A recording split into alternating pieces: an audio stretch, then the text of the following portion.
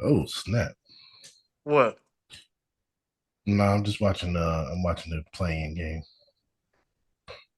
Yeah, so I turned it over to that because I got thoughts on the play in. The play in is a bunch of bullshit, money grab bullshit. It is. Man. I don't. I'm not. I'm not a fan of the playing for any sport. So I don't know what to say. My thing is, I think the play in could have worked if they didn't have this double like the way it could have Oh, worked.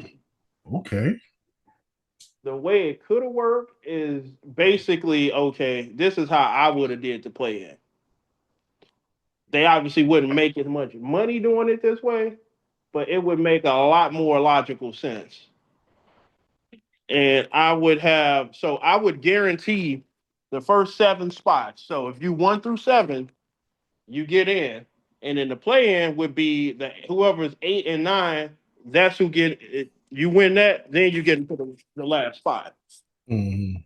I don't like this like 10 seed. Like the 10 seed should not have a shot at making the fucking playoffs. Yeah, I agree. Like and then like cause Unless it's like the only other way this could work is if you just do the top, top 16. You know what I mean? If you just do the top 16 teams, regardless of conference, then the play-in works a little better. nah, you can't do that, man. Then it works a little better. You can't do that travel because of travel, man. It's 2026. They take private jets. I'm not. I don't want to hear that travel excuse. Nah, man. Like if I'm a team and I'm Philadelphia, I ain't trying to travel all the way to fucking Los Angeles doing the fucking playoffs unless it's the finals. You're taking a private jet. And it's so long ass fucking flight. It's a long flight. Then get as soon as you get out the hotel or off the plane, go to the hotel, go to sleep. Nah, man, I like to keep it. You changing the format too much, Jamal. No, no, it's 2026. It's 2026. I don't hear them talking about that in college football. Because they're not playing games every other day, Jamal.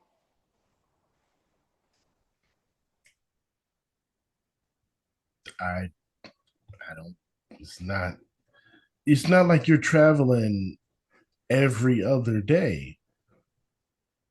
You're playing two games here, then you're playing two games here. So you're Then you'll traveling make after game then two. you'll make the damn playoffs longer. Because now, if they're gonna travel like that, because normal travel, they'll have an off day and then they'll play a game. They'll make it 2 off days when it's travel that fucking long. So you're making the playoffs too long now. You ain't traveling that far. New York to fucking LA, Jamal. That's coast to coast. It's on a private jet. You're going a little too far, Jamal. I'm not going too far. It's on a private jet. And if you don't want to travel that far, then Nothing wrong with East versus West. I mean East and West, man. Keep it traditional, man. no, no. It's 2026. We want the top 16. Then you won't have to. Then this whole tanking thing, is different because it's like right now you got tanking, and it's like you got the same teams that's stinking. The East already stinks, so you could And be a I bad team and still make the I got a playoffs. proposal to get balance to get balance. You got a bad team that still makes the playoffs. It's you I can't got a you proposal to can't make get balance better. to the NBA. Okay. When the San Antonio Spurs first came from the ABA to the NBA, they were originally in the Eastern Conference. So send the San Antonio Mm-hmm. Spurs to the Eastern Conference. Problem Nah, solved. they're not going east. Why not? They used to be. They're not going east. If they get these expansion teams like they're claiming that they might, I think Minnesota definitely is coming to the East, Well, why and I can't a think former why can't a and I former think Eastern Conference team go back east? because it makes if you're going to if you it makes more sense for the Western Conference to just have all the Texas teams in the same division. Texas, Texas. You got Houston, you got San Antonio, you got Dallas. They're all in the same division. Just put them right there. The same thing with the California teams. You got Golden State. If Seattle comes, I mean, you just might as well just throw all of them in the same joint. And then you're talking about travel. San Antonio to Milwaukee or San Antonio to Minnesota. It'll be worth it though, man, because Spurs get an easier schedule. For now, until it flips again. Man, we've been saying that for almost 30 years now.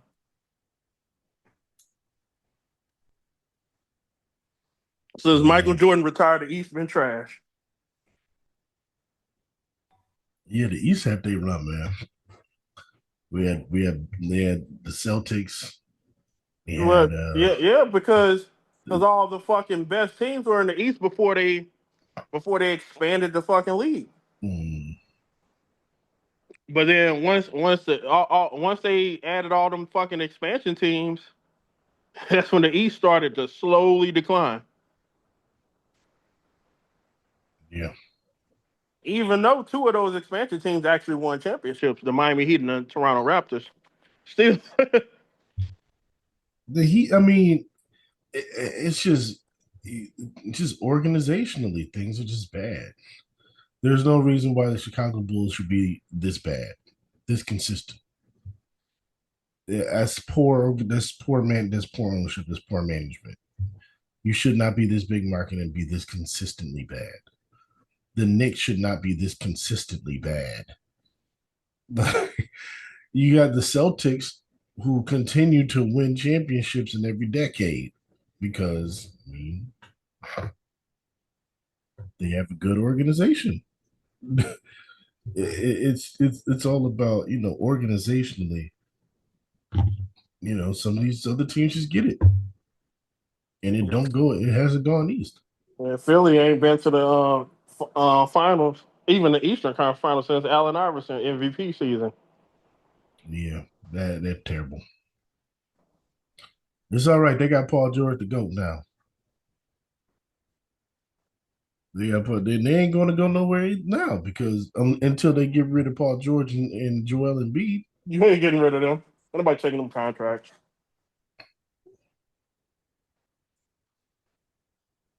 Hey, look, man, that's all I'm saying.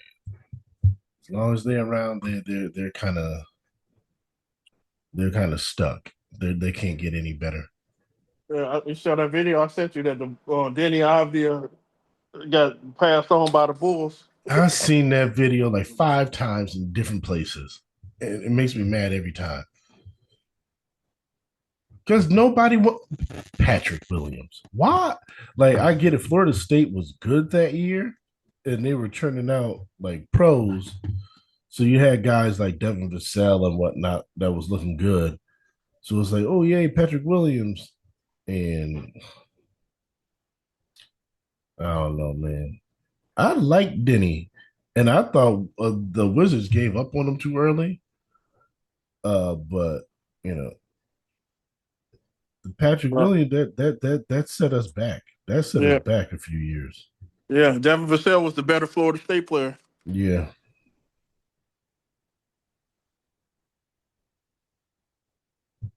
way better.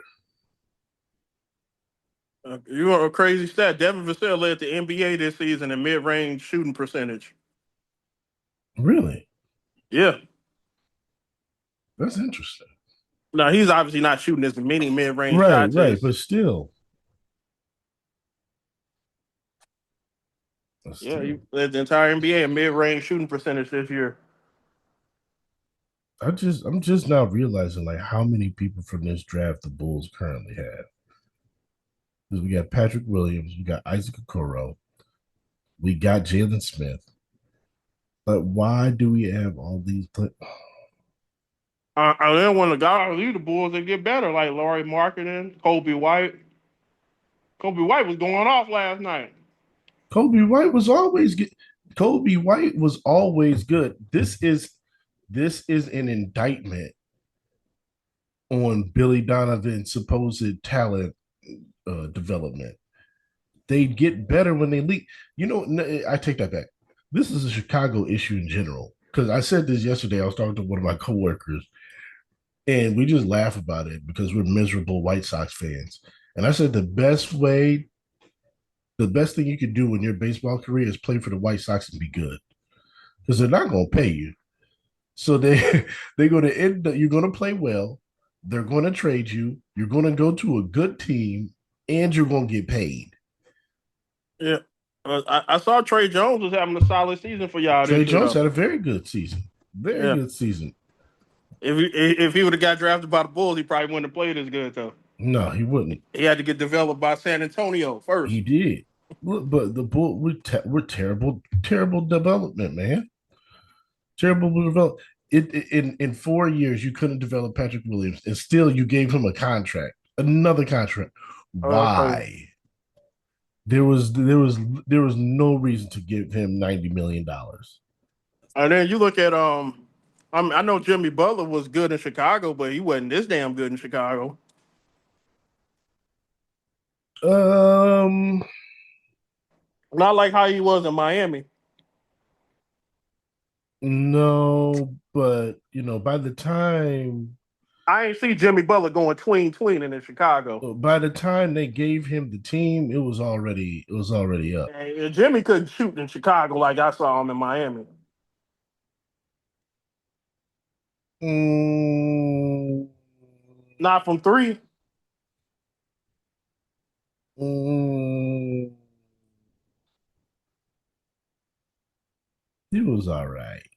He was all But, right. but I mean, you saw the. I know it was just a bubble, but man, he was carrying Miami. If he even had a little bit of help from Bam, they could have had a shot at winning Bro, that. he carried two bad Miami Heat team. No, I wouldn't say bad. Two very average Miami Heat teams to play to finals appearances. Yeah, Finals. I think he And got. and and did not get swept. Yeah, I think he got caught in the transition with Derrick Rose. That's Well, what probably. that was during the time when they were when Tibbs was beefing with the front office. So the front office, they decided they were getting rid of him, and Jimmy Butler was becoming a problem because he wanted to play for Tibbs. And so that's a they that was Chicago's issue. Because after Rose, it was kind of Phil Jackson all over again. Because they would not give they would not like listen to Tibbs. Him and Pax was fighting, and they were like, "You're not staying here." The And crazy Butler thing wanted is, to play with him, and that's why he went to Minnesota instead of with what's Tibbs. so crazy though? If Derrick Rose didn't turn his ACL, could they have figured it out? Could him and Jimmy Butler be able to play together? Yes, absolutely, absolutely. Though they just needed some shooting Yeah, if you had a healthy Derrick Rose, y'all probably could have competed for a championship. because It Rose would have they relied on Rose like way way too much well, to um to score. But with Rose getting injured, it would have allowed for somebody like Jimmy Butler to develop. But early on, as when we drafted Jimmy, I said early on, we need to trade Luol Deng and get this guy minutes. I told you that the second we drafted Jimmy Butler, yeah. because Luol Deng, I hate Duke, but he was one of the rare Duke players that I actually liked. But after he broke his wrist, he It wasn't the already same. he already didn't have a left. Everybody in their mama knew he could not go left. After he broke his wrist, he couldn't shoot. And it was like that was our second guy. That was our And, 18, 20 point scorer. And he and can't man, all y'all need is just a little bit more scoring points because y'all had the defense. Y'all can guard, man. we needed somebody else that could get their own shot. Yeah, So if we would have had Jimmy the way Jimmy was in yeah. everywhere Because else, it was hard to score in the paint on y'all, man. we would have won. I'm talking about it was like man, it was good luck. What? I just want you to know Andre Drummond just hit a corner three. Yeah, I know, man. It's crazy. Eh, That's crazy yeah, but he added it. Jamaal Mosley, you're fired. Mosley's gone. Yeah. Mosley's I, gone. But you know what? I don't I know. like what Drummond said because like I saw Drummond do the little interview thing where he was like, "Look, man, I was $100 million guy, but my attitude got me to where I am now, and now I'm I, minimum salary, So yeah, but I love how some people try to clown some of these old school players because they weren't like shooters and stuff like that. But then you got Andre Drummond hitting threes and shit. If Andre Drummond can learn how to hit threes, you telling me that Michael Jordan exactly, wouldn't have became a great 3-point shooter, or Charles yeah, Barkley, or any of these other? Come on now. they would have. The three just wasn't utilized in the way it is now. That's all. I tell people all the time. Tim Duncan would have been shooting threes. He played in this era. Mm-hmm. you don't think Allen? You Absolutely. don't think Allen Iverson would have been hitting threes, crossing motherfuckers over, hitting threes and shit? Come on now. It's a different game. It's a different era. That's all. But people would have added to their repertoire. I don't know. I think Michael Jordan would have been like, I think, what did SGA shoot, like 4 threes a game or something like that? He don't shoot Yeah. a lot of threes. No, he does not shoot a I lot. think Michael Jordan would have been like kind of like how SGA is. He would have shot threes, but not like high volume number. Yeah. He'd have been like at about maybe 4.5 a game or something like that had he played in his era. Yeah. I agree. He'd have been still getting his mid range, driving to the basket. Unless it was just Eh, a I situational thing, I told somebody in this the other Portland. day. I told somebody this the other day, and they thought I was dissing SGA, but I was being dead serious. I said SGA plays like the Wizards Michael Jordan. I wasn't saying There's that. nothing. I There's wasn't saying nothing that the bad difference. about that's not, Wizards. Michael Jordan was still good. Yeah. Like, I don't know why like that would be like if No, because Jordan's they was knee. like it was the passive convert, but it was like because I was saying that because SGA could get to wherever he wants to and score, but he's not like Mhm. really athletic. Yeah. Like like if SGA was like Michael Kobe athletic, he'd be super unstoppable. Like they had probably win like 3 straight championships or some shit like that. Yeah. Yeah. Like if Because he he's had a it, smart player. He knows how to get to where he wants to go, and he knows how to get his but shot off. But then again, if he was that athletic, would he have the same skill set? Because sometimes when you're super athletic, like a you Russell don't. Westbrook, you don't hone in on your other skills. No, I think he would have. I think he's a smart enough player to where he would have developed. I don't think he's the type of guy that would just solely rely on his athleticism. This is what I don't like. See, so the Magic and the Sixers just had their game 7-8. So the Mm-hmm. Magic lost, but then they could still make the fucking playoffs if they beat them. I'm like, no, this should have been okay. This should have been the game where it's like, okay, this winner gets to the playoffs. Mm-hmm. It should not be another fucking like. I don't like to play him. Would you rather just be old school? The 8 teams you get in. Yeah. I say this. I don't like all this. I I don't like giving these extra chances, man. I hate it. I'll say this. The reason I don't hate the play in, but I'll say this, I would go with the format I was saying, is because you had years in the Western Conference where teams were winning like 47, 48 games, wasn't even making the playoffs. That's why you do top 16. Man, and I was like, shit. I remember one year OKC had to win 50 games just to get the 8 seed. That's why That, you do top 16. no, you can't do top 16 there. Yeah. But yeah, Sixers won. And then, all right, the old head game on now. Golden State. And the Clippers. The old guys. Both of them rosters old as hell, boy. Yeah. I just looked up. I think, man, like 20 years from now, we're gonna be looking back at that Toronto Raptors championship team, and be like, damn, that was an underrated championship roster. Uh, I don't think so because that team was always primed to get there. But no, I'm talking about we don't talk about how talented that team was though, because of Kevin Durant getting hurt. Because Kevin Durant get hurt, a lot of people look at that team. Well, they wouldn't have won the championship if Kevin Durant didn't get hurt. So we don't appreciate the roster. No, I don't think so. Like, look, that Toronto team, if LeBron wasn't in the East, there's a good chance that Toronto team makes it to the finals But I'm just, without Kawhi. but I'm just saying that roster. You go back and look at that roster, man. They had Kawhi, they had Serge Ibaka, they had Marc Gasol, Kyle Lowry, they had Norman Powell, OG Anunoby, Mm-hmm. Pascal Siakam, Danny Green. That team was loaded. That's what I'm saying. Like, If Kawhi would have stayed there, they could have had a shot to they win could it. have they could have ran a few championships off. Yeah, man. I honestly feel bad for DeMar DeRozan. I really do.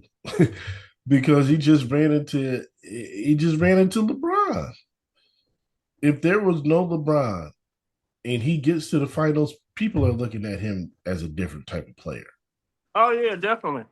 That stupid nerd online was trying to clown him, and he was trying to act like DeMar DeRozan was just getting beaten the first round every year or some shit like that. He made a couple of conference finals, man. Yeah, like DeMar ain't no slut. Like, you know, everybody Like like where like the loves. people are trying to where do you get this loser label from? I don't get it. I don't know. I just hate how like everybody is praising SGA for his mid range work, but that's what DeMar ran his whole career on, and Yeah, everybody hated him about it. he didn't get because he didn't get the championship. That's why. Know how I Yeah, go. yeah. We didn't get the championship. Man, I ain't watch. I don't really watch hockey like that. I did not know Sidney Crosby and Ovechkin still in the NHL, man. They still in the NHL. You know, Ovechkin set the record, and he's still going. I think they started around the same time LeBron did. Shit. They are playing forever, man. But that's the I thing. don't But really that watch hockey much either, but I did know that. yeah. But I'm just saying they playing hockey. That's way more physical than basketball. So shit, I don't know. man. They let them actually go out there and fight, They don't fight. and then you getting rammed against the boards and shit like that. If they sanction if they sit there and let you throw off the gloves for a couple seconds, that's not a real fight. You're on ice on skate. That's not a real fight. They scrapping, man. They scrapping. Boy. That ain't a real fight. All right, let me. All right, but now I done got a little. I, Jamaal, when the last time you like really watched AEW? Like sat down and watched an episode Yeah, or man. a show. Like, No, you know, I'm talking I'll about an watch episode of Dynamite. an episode of Dynamite. Yeah. Um um I think it was sometime last month. Because I was talking about it with you and Jack. Because I don't remember what it was, but something happened on there, and I was talking about it. I think the last time I watched is like January this year. I can't. I haven't watched a WWE show, a full WWE show, since I think I watched the Go Home episode of Raw for Elimination Chamber, and Mm, I just can't watch. So the only thing I've been really paying attention to in WWE is the Obafemi Brock Lesnar. Because people could hate me saying this, it's the only match that really feels like a real WrestleMania match. it is. I mean,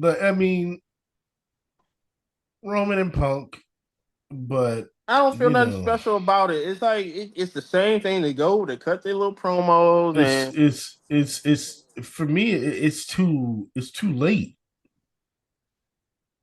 when CM Punk said about what he said about Roman's father, And then the next week, the Usos confront CM Punk. I was done with the feud. Yeah. I'm like, why is Roman not there? Why is he not kicking this dude's ass, man? Said that about your dad, bro. He should have been waiting in the parking lot, ready to fight. It was a That's how. bet, and that was a line that it's like I could tell CM Punk that wasn't something that Punk said on his own. That was something they wanted him to say. It came off that way, and it was just like, oh, so he's Christian now, Mm, talking about mm, dead daddies. Oh, mm. okay, it just came off lame. I I want to know. Do it. Yeah, it's just like I'm watching this game. Clip is kind of smacking. So I'm like, do I even care about this? Because whoever win this series, this game gonna get swept by OKC. Yeah, I don't care. I'm watching it, but I mean, it's I not. mean, they neither one winning a game. I'm telling you that right now. I think Portland can win a game. I think Portland can win a game against us. Like they can win a home game. I mean, I think the Clippers can win a game against OKC, but I don't. Wait, who besides Kawhi scares you on that team? that's all they need. You know what? This is starting to seem like you think about these Clipper teams from the last few years. This is probably the worst iteration of those teams, and Kawhi is healthy and he's playing like Kawhi. Is it? I'm starting to think like, does he just want to be the guy? Like, does he? I don't. It's just weird to me. Man, yeah. It's I tell weird you, to me. I It tell you, it's almost feeling kind of KD ish. yeah, yeah. Yeah. I don't think they winning the game. Me, I'd rather play Clippers than fucking Portland. Oh yeah, absolutely. Portland is good. Thank you, Tiago Splitter. But I think they'll win a game. I don't think they win the two games though, unless we just bullshit. But I think they could win a game in Portland though.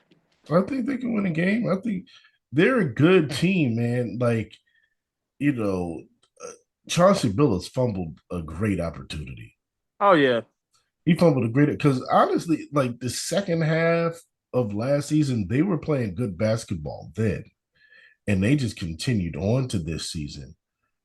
Uh, I just I told you. I think they're gonna be real good when they get Damian Lillard back next year. If he's even like 75% of what he used to be, they're gonna be loaded. but here's the thing, how because the fit with him and Giannis was kind of iffy, didn't really work. With Denny and the way he plays, which is very downhill as well, how is that going to work? Then I mean, you a 3-point shooter, spot up in that corner. You were different. It just ain't your time no more. You had your time. You had your time, Lillard.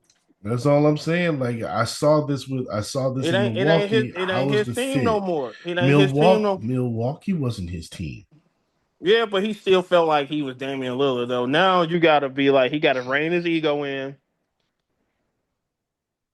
go out there, come off them screens and hit them threes. Like he could still hit the three. You oh yeah, know what I'm saying? Go out there. Like obviously gonna gain so much attention. Obviously a good passer too. He gonna get so much yeah. attention on him.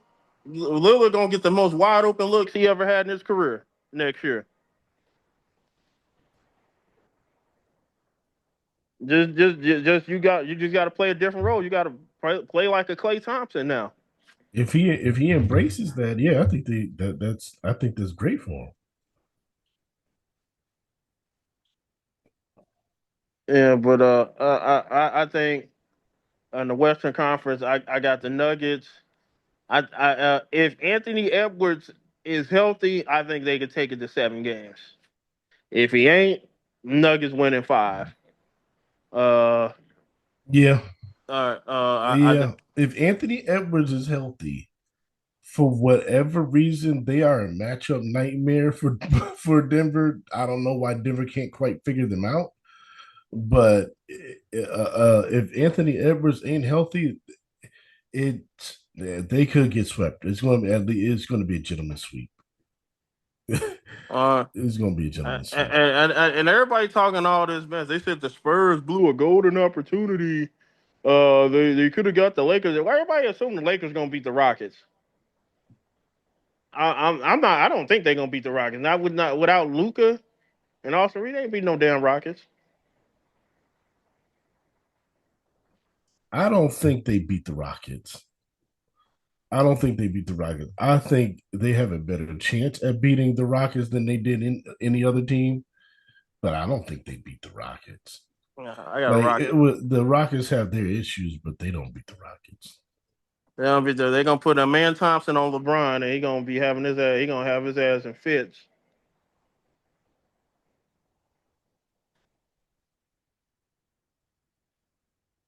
Yeah, I don't. I think the Rockets can win in 6 or 7. I think it'll be the competitive series. Now, if they did have Luca and Austin Reeves, I'd have picked the Lakers. But I don't know if they're getting one of them back, or if they don't have either one, they ain't winning the series though. They say Luca's back from Spain, so who knows what that means? It ain't gonna be the same though.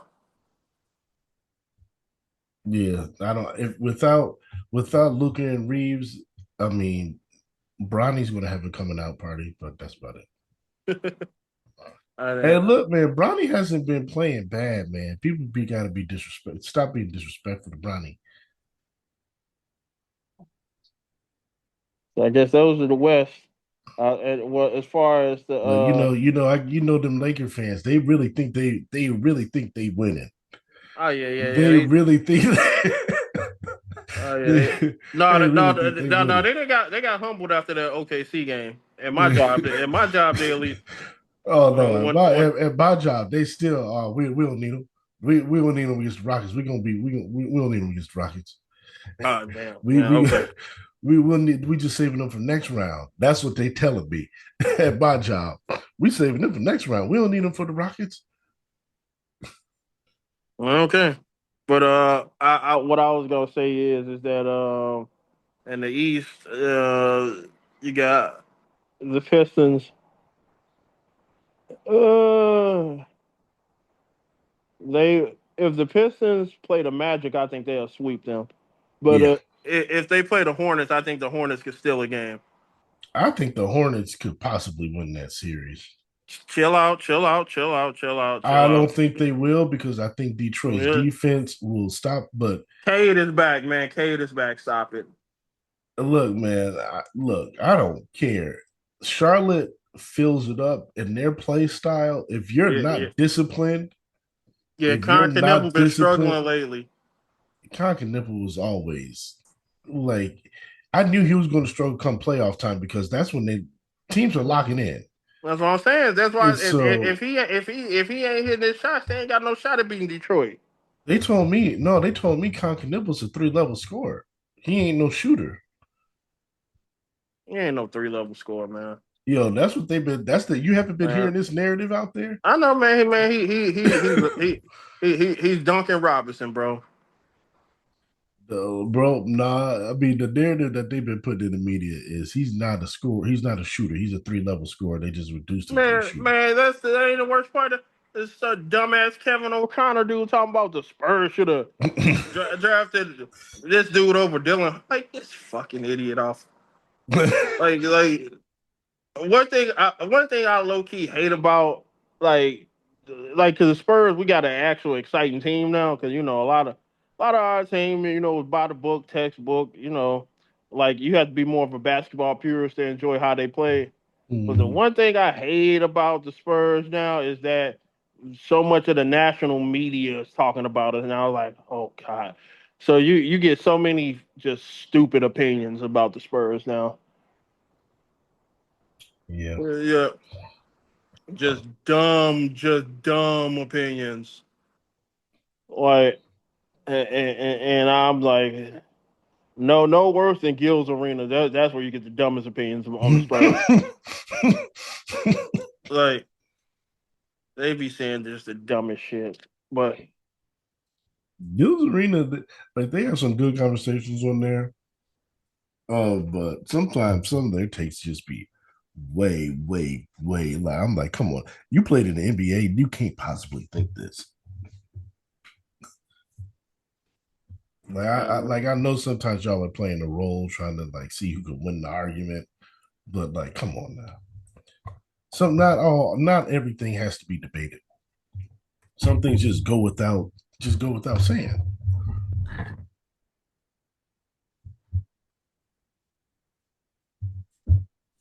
Yeah, I don't know. I just be seeing so much dumb crap. But like and I'm one of the dumb things that people were trying to say. They were like the Spurs record without Victor Wembanyama was such and such. If you actually go and look at the teams that the Spurs beat without Wemby, man, it was some of the trash of the trash. Man, they got a game against the Nuggets and the Lakers without them. So they did win 2 games, but man, they beat like the fucking Pacers, the fucking I think they beat like the fucking Memphis Grizzlies 3 times in that Mhm. stretch. Fucking trying to think who else they beat. The Magic, who we know is hot and fucking cold, who beat them. And then see and then you want to and the craziest thing is too we was barely beating these fucking teams. Like he was like Mhm. close games. Like a fourth quarter run. But when we played like when Wimby come back, we blowing these fucking teams out. Because all you got to do to know how much the Spurs are better with Wimby is you got to see how little minutes he plays. Yeah. And but the reason why he plays so little minutes because we in the game we blowing them the fuck out. Up by 20 in the fourth quarter. There's no need to play him. And you know, with like guys that tall, man, they have injury histories. So like you want to get what you can out of Wemby while you can. All right, they just gonna save him for the playoffs every year. That's why he ain't gonna never have no crazy stats where he's averaging like 30 points. They ain't gonna never be his game. He gonna like he averaged 25 this year. He probably career wise is gonna be like 25, 26 like points a game. That's what he probably gonna average. No, they're not gonna. The Spurs are never gonna be playing him 35, 36 minutes a night. No, no. I wouldn't want to play him that many minutes if I don't And have then to. like the Spurs like a healthy season for him. If he could play anywhere between, if he could play like 70 games a year, they'll take that. Like if if he could play 70, anything above 70, healthy year. Hmm. Because that's what he played his rookie year. His rookie year, he played 71 games. Yeah, that's not bad. So if he could play about 70, 71 games a year, like I don't think there's ever gonna be a season where he's like 75 plus games. Like no, No. I don't even think I want him. It's probably sit him on some back to backs because you know the guy that tall and you don't want to turn into a Ralph. Oh, Steph Curry's starting to get hot now. Yeah. That's the one thing I was saying. If Jimmy Butler never got hurt, the Warriors would have been the one team I would want to fucking avoid, like in the Hmm. first round. But without Jimmy Butler, they're not really There's that nothing. dangerous. Yeah, There's nothing. but And and again, you got another example with Porzingis, and you look at his career, and he has high highs, but dude's always injured. yeah. He's always injured. So it's like can you really trust this dude for an entire season? Is he going to Uh, be there in the postseason? I I don't. I wouldn't gamble on it. all right. All right. So now, I think it's official Celtics and Sixers in the first round. I think Yes, yes, it's official. Sixers won, so they get the 7th seed. that's it, man. That's an interesting series. Philly got the talent to compete with Boston. They ain't beating Boston. They ain't beating them, but I'm saying they got the talent to compete with them. Not enough. Huh? They ain't got enough. I don't think. Boston, Boston's It, got enough defenders to throw at. Like I think Edgecombe's going to have a rough postseason.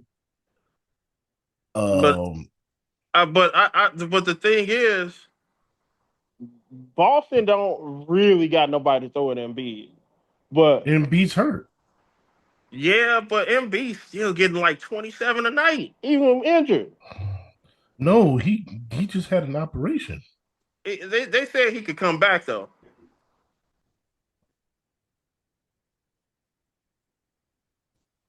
Yeah, they might if he comes back, then it's a problem. If he Yeah, comes that's back, what. then it's a problem. But I was just saying, I think Philly got enough talent. Maxi Edgecombe, he might struggle. Yeah, they get like because Derek White's a good defender. They probably gonna put Derek White on him.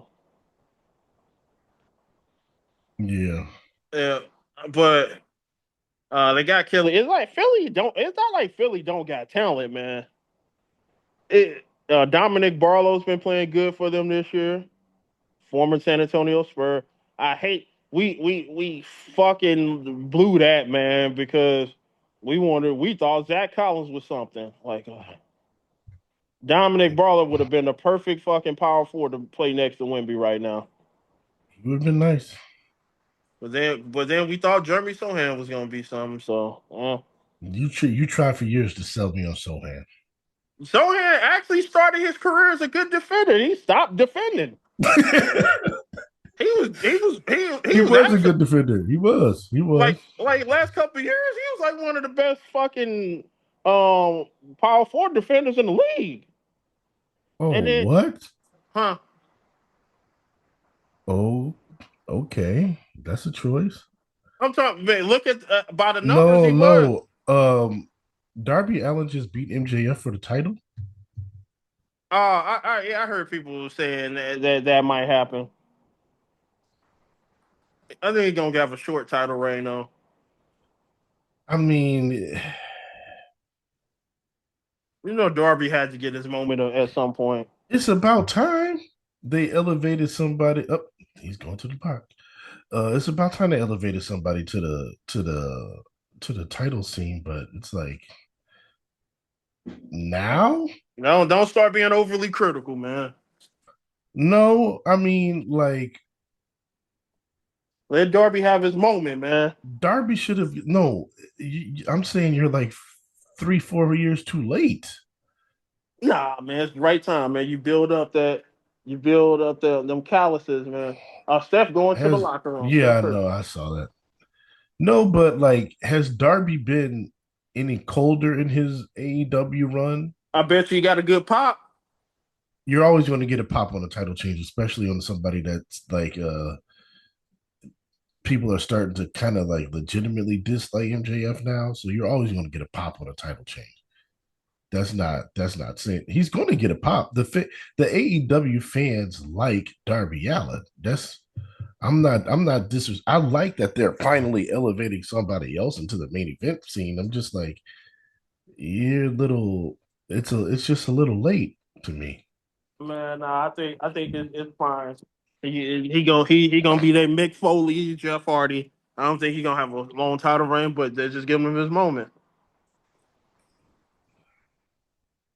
I don't mind him getting his moment. It's just on a random Wednesday. It's just after you just had a pay-per-view. It wasn't random. They hyped this match up. Yeah, because he had to win the match of Dynasty to get this match. So it's been built up, Jamaal. You were being overly critical, man. No, no, because during MJF's last title reign, they were teasing this. So I'm like, this. I wanted this to happen. I just don't think it's. I don't think the timing was necessarily the best, but you know, I'm happy he won. Yeah, I let him just have wish his they did a moment, little. man. I just wish they did a little more with it. AEW trying to be unpredictable. At least they trying to do something different. Ooh, We'll see if we get some people in. But all right. So I forgot the Knicks. They gonna play the Hawks. yeah, that's going to be a tough series. Oh yeah. Fuck the Golden State Warriors too. Shit. I'm glad they haven't. I don't want Steph Curry to get hurt or nothing like that, but I'm glad they fucking downfall. Fuck them. What they do to you? No, because they traded Kaminga to the Hawks, they started fucking winning and fucked up the Oh Spurs yeah, draft pick. oh yeah. Now we ain't getting no fucking lottery pick because of these fucking bums, man. Oh, that was funny. Oh man. Um, I was like, man, now, man, I miss being able to get lottery picks, man. I'd have laughed my ass off if the Spurs that Hawks pick would have turned. that would have been hilarious, and it looked like it too until they made that fateful decision to trade Trey Young. Then all of a sudden they became a good They team. trade them and they started getting fucking. I'm glad so many people want to Spurs trade for fucking Trey Young, man. Yeah, you But were one of them. I was slightly one of his rookie year, you but walking it, he's walking it back. slightly one of his rookie year because when I saw Jeremy Sohan playing fucking point guard and shit, man. That was back when we didn't have no fucking talent on the fucking team. But then that was Greg Popovich, man. He was purposely fucking tanking, man. You know, starting on Jeremy Sohan at the point guard, you trying to fucking win. Man, Yeah, the Spurs. he Pop was trying to make that Sohan thing work.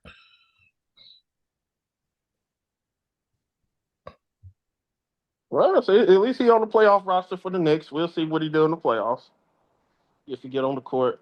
But I got the Knicks in six. Knicks in six, and then the Cavaliers and the Raptors. I don't care about this series. I ain't gonna lie. But if I had to pick somebody, I'd pick the Cavs. I don't know how many. I think the Cavs win that series too. They should, but it's the Cavs. The Cavs are pretty good at like losing in the second round. So I think they get past the first round and they lose in the second round like they always do, which is odd because they have a rock. I don't understand that team. You know what? The Cavs get what they got because they shouldn't have gotten rid of JB Bickerstaff to begin with. He did well for that team. Well, J.B. Bickerstaff get his revenge. He could get his revenge if they play the Cavs and the Pistons in the second round. Hmm. I hope he does. I hope he does, man. Because they did him dirty. He did well with that team, and then they're like, oh, you didn't get out the second round, fire. And then they bring in Kenny Atkinson, who's okay, and he Yeah, hasn't but done anything better. they making him the fall guy, just like they making Jamaal Mosley the fall guy. Yeah, I mean, this team should. That team I thought was like okay, they're and when they added Desmond Bain, I'm like okay, this team could be, especially with Tatum hurt, this could be a Paolo ain't, top. ain't what y'all think he is, man. He ain't. He's not. He's Yeah, not. he's store brand. He's store brand Carmelo Anthony, man. Yeah, maybe I don't think he's. I think it's proving that he's not a number one guy. No, he ain't, man. He's not a number one guy. He's a second option. He's a great. He could be a great second option. I don't think until he proves otherwise. I don't think he's a first option. No, man. Overrated. All right, but And when he got drafted, I said I'm taking him over Jabari Smith at one, but he just hasn't developed the way that I was hoping. I said they should have took Chet. I still stand by that.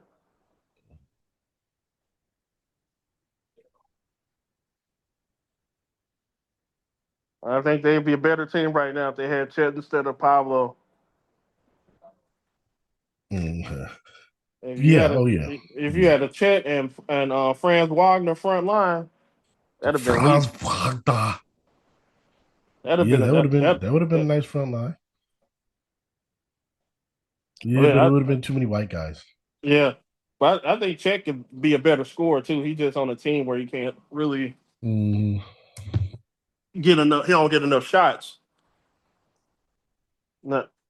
So, like, I think Chet could be like a 22 to 24 point per game scorer. yeah, I He, think so. I think so. and I think he should utilize his height a little more. I think he relies on three a little too much, but you know, I'm saying I don't think he's gonna be no like super high volume score, but I think he can get like 22 to 24, and he's giving you great defense. Some yeah. Paolo ain't giving you As no long defense. and he wouldn't have to worry about running into Wemby as Yeah, much. He only got to worry about it twice a year. He can pull an Embiid. man, be that's a motherfucking duck of smoke. Bro, how did he that man will not go to Denver ever since he will not go. It is hilarious. He just won't do it. All right, man. We were supposed to be talking about wrestling. We ain't even. We you asked me the last time I watched Dynamite or something, and then we got sidetracked. Yeah, man. I can't. But yeah, I like talk at least some WrestleMania. But I want to bring up something about that I heard on a recent like podcast or something. I was watching someone talking about wrestling, and it's something I've been thinking about as well. But somebody brought it up. They say, and it was about Carmelo Hayes. But it wasn't just about Carmelo Hayes. It was just WWE in general. There was a time in WWE that if you won a championship, after you dropped that championship, you were elevated to a higher level Mm-hmm. than you were before you won that championship. Mm-hmm. And now in WWE, a lot of these talents will win championships, and then when they lose them, they are just at the same level That's not they a were. W. That's not just a WWE problem. But it's mainly a WWE problem right No, now. no, that's been an AEW issue from day one. That's why their Uh, main event scenes it has been the same five people. Why uh, is Takeshita and Kyle Fletcher not in the main event scene? they ain't been around long enough yet, though. Come on now. You got Kyle Fletcher in there with everybody. Dude's over. I mean, I know he's injured now, but how many times is the man going to win the TNT championship? I think it's a bigger issue in WWE right now. How many? Okay, so we got what 6 years, 7 years of AEW, MJF, Kenny Omega, John Moxley, Hangman Page. Those have been your guys. Swerve, The only people that they've elevated to that level is Swerve, and I mean Joe. I guess you can say, but that's all you need. You don't really need a lot of main event guys. but you need to elevate people into that scene. They haven't elevated people into that scene. But you don't really have to elevate. You could just have people periodically appear. Like you could always throw a Kata into a main event. You could always throw a Will Ospreay into a main event. You could Well, always yeah. you could like so you don't have to have permanent main event talent. You could have your permanent guys, and then you could have guys that can float in between. Who has been the guys that's floated in between? Like I said, Will Ospreay floated. Will Ospreay is their most. You could argue he's the most over guy on the roster. So he's a guy that really, and I think he's kind of like And, intentionally not and, we, gotten the title because and we he seen doesn't Darby want the Allin. responsibility. They just floated him in there. So like they got guys they could float in there, man. See, there's a difference. Like, what does float mean? Put you in there for one main event and then you're going back to where you were? Yeah, that's what you do. You float. In there, you No, they you should you. be mixing it up with the main eventers. That's No, what you do. I hate I hate If I'm I hate mixing you the into the main event scene, then you should be dealing with main event guys. not necessarily. I hate to bring this guy up because of what he did to his family and shit. But Mm, that's what WWE used to do with Chris Benoit. Like he won. I was gonna compare this to EO when I talk about her later. But mm, like Chris Benoit was mainly a mid card guy, and then he won the world title, and then they would float him. Sometimes he'll be wrestling in a mid card feud. Hey, if you need an opponent for like one of your main event guys, he you could float him in there, then you could float him back down, and then you could flip flop him. Like and Chris Benoit was such a guy that you respected as a wrestler that you didn't just look at it like, oh, he's just going against Chris Benoit. It's just an easy win. No, it was still but Chris then Benoit. you're Like still elevating him then, because then he's elevating to like upper mid card main event. that's what I'm saying. That's an elevation. You're not losing and then going back to where you were. No, that's what I'm saying. Darby Allin ain't either. He that's what I'm saying. He's always been in big feuds, man. It ain't like they just putting him at the bottom of the rung. He's always been in the mix. He, Mm-hmm. he had a feud with John Mm. Moxley. He had a feud where he won a feud against John Moxley, the who won the most AEW titles. Like, come on, Jamaal, be fair, So man. if you win that, then you should be elevated to the main event. That's the He point. won. He's the champion, Jamaal. That's the point. That no, He, that's I'm saying that's what they're supposed to do. But all I've said about Darby Allin is it's just they should have done this years ago.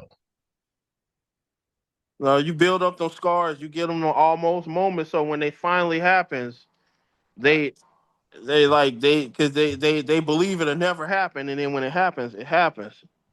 No, like after Sting retired, that's when you that's when you elevate Darby because he's already a popular talent on your team. And with the dude's style, he ain't got that long. He's going to injure himself. I hope he Yeah. doesn't, but with the See, style that there he you go, wrestles, Jamaal. You're being negative, negative, negative. I'm not being negative. I'm being realistic. I mean, let's The Grinch. I'm being realistic. I don't want this dude to. I don't want anybody to injure themselves to where they can't work. I don't want that. But the style that he wrestles in AEW style in general, it does. Injuries are going to happen at a much more frequent rate. And somebody like him that takes these incredible bumps, like at some point, one of those bumps that he's like taking and he's getting up from, he ain't gonna get up. So it's just like because he's a risk taker. That's what he does. So you want to cash in on that while you can, and while he's still interested, before he finds an interest in he wants to go hiking another mountain or skydiving from whatever he does. All right, But all right, I all just right, felt like after Sting retired, that was the time to elevate him, not 2 years later. all right. All right, man. You got me sidetracked, man. Because you threw AEW in there being the AEW hater that you are. I'm not an Yeah, AEW hater. I'm saying, but WWE has the issue too. They're yeah. the big guy. I just said it's not a look, and that's not. You know what? I'll say this: TNA's a joke organization anyway, but they had the same issue. So it's. I think it's a industry wide thing. I think it's a lot worse than WWE because of the format of their shows. Because you're not getting these wrestlers wrestling on pay per view or PLE anymore. Mm-hmm. So they're not getting featured.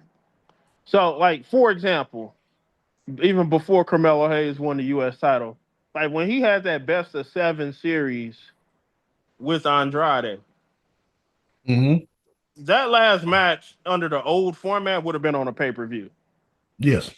Like, but instead, it's on a episode of SmackDown, and then it ends in like a stupid disqualification or some stupid shit like that. That's what they always do. And then I remember I was telling you, and you were disagreeing with me, but I'm gonna tell you why I had this. I said the winner of that series should have got a title match against Cody, and you were saying more it should be a U.S. title match instead. And I said the reason why I said it should have been a title match is because they're not getting on PLE. They're not getting so Mm-hmm. so I felt like they needed a reward for that series of matches because they were not the US title match is like okay, but it's not gonna be on PLE. It's not gonna be on the big Mm-hmm. stage. So I Mm-hmm. wanted them to at least get a title match That's fine. That's fair. so so you could get and then they didn't have to win against Cody, but like okay, Right. you have this title match, you take Cody to the limit. It elevates you.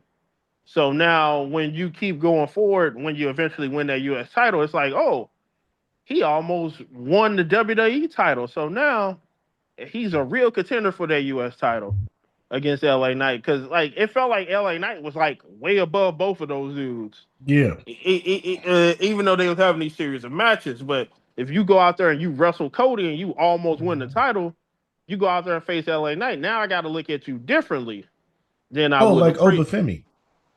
Yeah. What? Like Obafemi on Saturday night's main event. Over was over even before that match. I was just trolling. No, but in retrospect, I see your point now. But that was a while ago. You would Yeah. think, okay, they're give them the US championship. But again, that this is the whole thing about elevation. When you don't elevate talent, then it's the same thing that we said about people overstaying their welcome in NXT during the Black and Gold era. It's Yeah. like now there's no room for anybody else. So it's like if they have that series and they win the U.S. championship against LA Knight, who's super over, LA Knight should then be elevated to the main event and mix it up with those guys, but he's not because Triple H won't elevate him. So instead, he's down in that U.S. title range, and you can't, it's this they can't get elevated.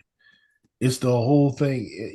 We've had this discussion time and time again, more so with the women's division. And that's what I said about. I'm gonna get on that. I'm gonna get And on that's that. what and that's been my thing for the women's division. Like the four horse women need to be, in that Brock Lesnar, Randy Orton role. Like they don't need to be there every week. I don't need to see you every month. Like your special occasions for these special feuds. So then now you have space for all this other talent. When you say the four horsewomen, who are you talking about? Becky, Charlotte. Stop there. There you go. You're done. Don't mention the other one. No, Bailey's different. Bailey's different just because they've disrespected her for so long. She could be on the TV every week. It don't matter. But she's I don't she's think she. I don't think she needs to be on TV. I think she she's needs. she's more. I think of her more as I told you. I see her more like Natty. I see her more like a player coach. Nah. I don't want that. I So think she should go AEW, man. Go somewhere fresh, somewhere different. You know. that's if you want to see her in that, wrestle in that, to her potential. Yeah. I But wonder. I got two things. I like to but see her I wrestle. think her. Yeah. Okay. Go ahead. I like to see her wrestle to her potential, and then I like to see her spot freed up for somebody else to get. I hear you. But my thing is again, I see her as player coach. Uh, I don't. I see her as developing the women of the future. I And I seen Dutch man tell. I don't mean to cut you off. He was talking no, you're about cool. this. He was talking about this one time, and I actually agree with him. He's like, man, in this current era of WWE, sometimes the stuff feels so still is because you seen some of these people so damn long, man. Like Yeah, back in the day, these people weren't wrestling like in the WWE for like forever. Like you didn't have a Miz wrestling in the WWE for 20 fucking years, you know, or hmm like it's like you look at like we look so fondly like if we speak of the women, we look so fondly on Trish Stratus and Lita, but you think about it, their runs were only like 5, maybe 6 years. yeah. And then you've seen Charlotte Flair for like 12, 13 fucking years, man. Like, and so you just naturally get tired of. And let me ask you this: do you think Bailey at any point in her career was a top star in the women's division? No, but I, I'm I don't think it's her fault. But no, that when you say it's not her fault, what do you mean by that? Because I have a counter to that. I think she had opportunities where she could have been a top star, but they never used her well. Vince never knew how to use Bailey. Uh, I think Vince knew how to use her perfectly. To me, Bailey is the biggest overachiever, one of the biggest overachievers I've ever seen. Because Bailey, you look at Bailey and like and everything about her, she nothing about her screams star. And for her to have the career she's had, I think she's overachiever personally. And I mean, like Bailey, she's a really good wrestler, but she's not like an exciting wrestler. You know, She's a you, jack of all trades, master of none. yeah, that's why I say when people say they haven't used her well, I as of late I will agree, but most of her career she's been used perfectly fine to me. Like, No, but that's what it, I'm saying. If you got somebody that's versatile like that, that could go baby or heel, that can wrestle, that could talk a bit, that can wrestle a bit, like it's like I say with Becky Lynch, like Becky could carry you the story. She could carry promos, but in the ring, not very excited. She needs somebody that's going to bring the sizzle. Bailey needs somebody that's going to bring a little sizzle and bring a little extra. That's all she needs, and she could do the rest. And but Vince never saw her as that person. So he never really invested in her to put her with these upper tier talents for too long. Vince had her hold the title for 380 days, man. Yeah, but like, especially back to those title reigns, like it was the women's title. Like I would say Vince actually booked her better than Triple H has. that's not saying much. I'm just saying, like, what was her title reign under Triple H? A few months. No, I'm talking about like what did she do as champion? You can't even remember it. That's why I remember it was. At least when she had her heel turn under Vince. She had her she had her different matches. She had the memorable moments with Sasha. She had a lot. She had like I think Vince could have did more with her, but I think he booked her a lot better than Triple H has. Yeah, but it's different. I just think when it comes to Bailey, man, Bailey is like this is why I say she's never a top star because if you I'm gonna try I'm gonna see if you understand what I'm saying. Uh,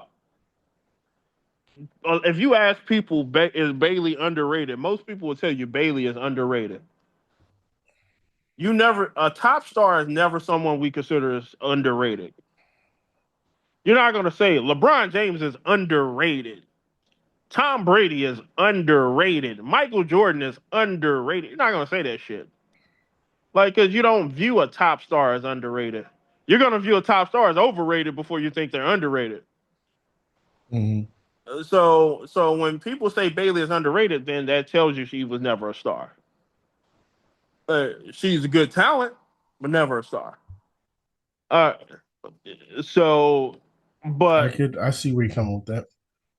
so I think she's a great overachiever, but she's someone that it just you can she can overstay her welcome because she's not dynamic. Like you could keep you could keep a Rhea Ripley around, even though I'm starting to get tired of Rhea Ripley, but you can still keep her around for a long time because she's dynamic.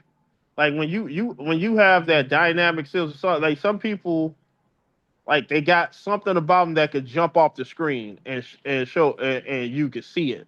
You're seeing it with Obafemi right now. Just like that's like or better comparison, Trick Williams and Carmelo Hayes. Like Carmelo Hayes, like you can look at Carmelo Hayes, you like he's a good talent. He's really good. Then you Mhm. see Trick Williams, he jumps off the screen, man. Like his charisma just jumps in your face, and like you gonna see this with Trick Williams. And Carmelo is like he's like that guy that he's cool.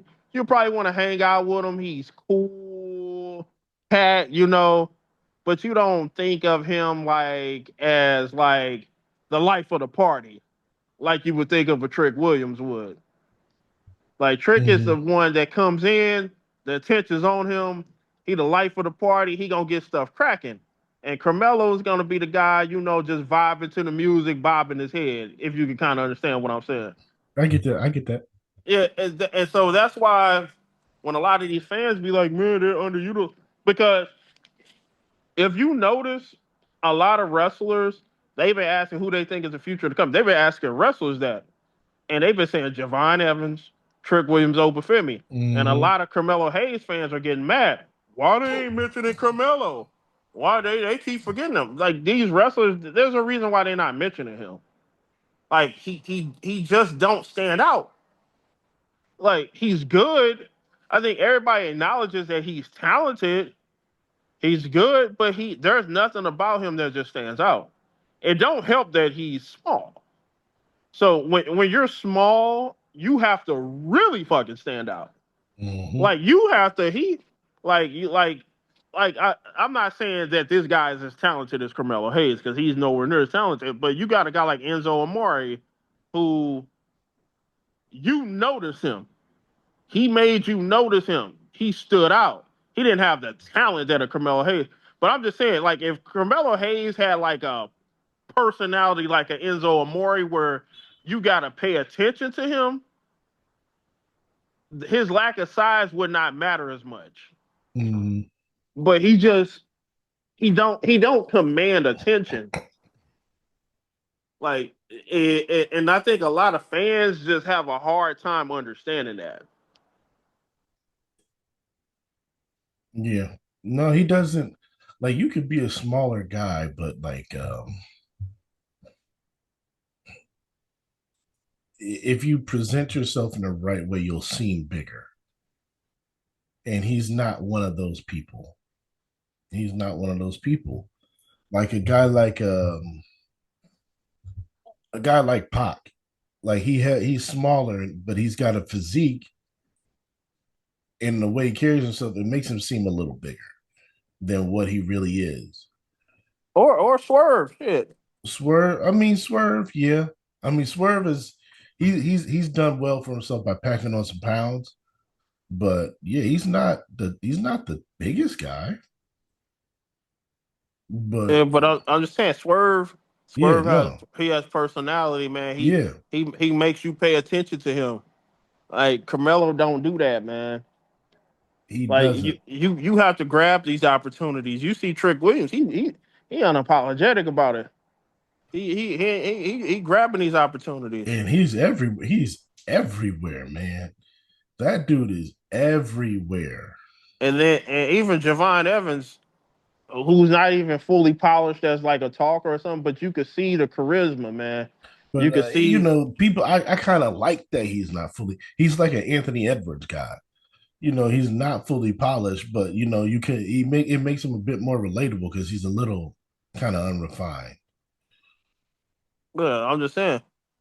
So I just like when I saw Carmelo Hayes, like I just like I'm honest, bro. I see Intercontinental U.S. champion. I don't see world champion ceiling. Now he's still young, so I it's not like he could never be that. But he gonna have to step his game up, man. And it ain't just about the moves he could do in the ring. And Yeah, then it's he and not he in got WWE. You can't be the work rate guy in WWE and think that alone is going to elevate you to the main to the top. and then he got to take charge of like when sometimes like you got to tell them like no, I'm not doing that, man. Like the Hmm. first sign is when they say, "Oh, you're gonna win the U.S. Championship on a tape show." I know it could probably be hard to be like, "Hey, I don't want to win a championship," but maybe you got to be like, "Man, I don't want to win a championship on a tape show, man." AJ did it. AJ was already established though, Nah, I man. know. I'm just messing with you.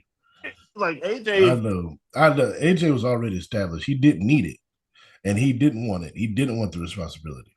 You know. So it's like man, you can't have your first championship be on a tape show, man.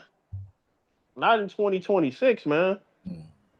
And then and then it's like, man, I don't want to do this damn US.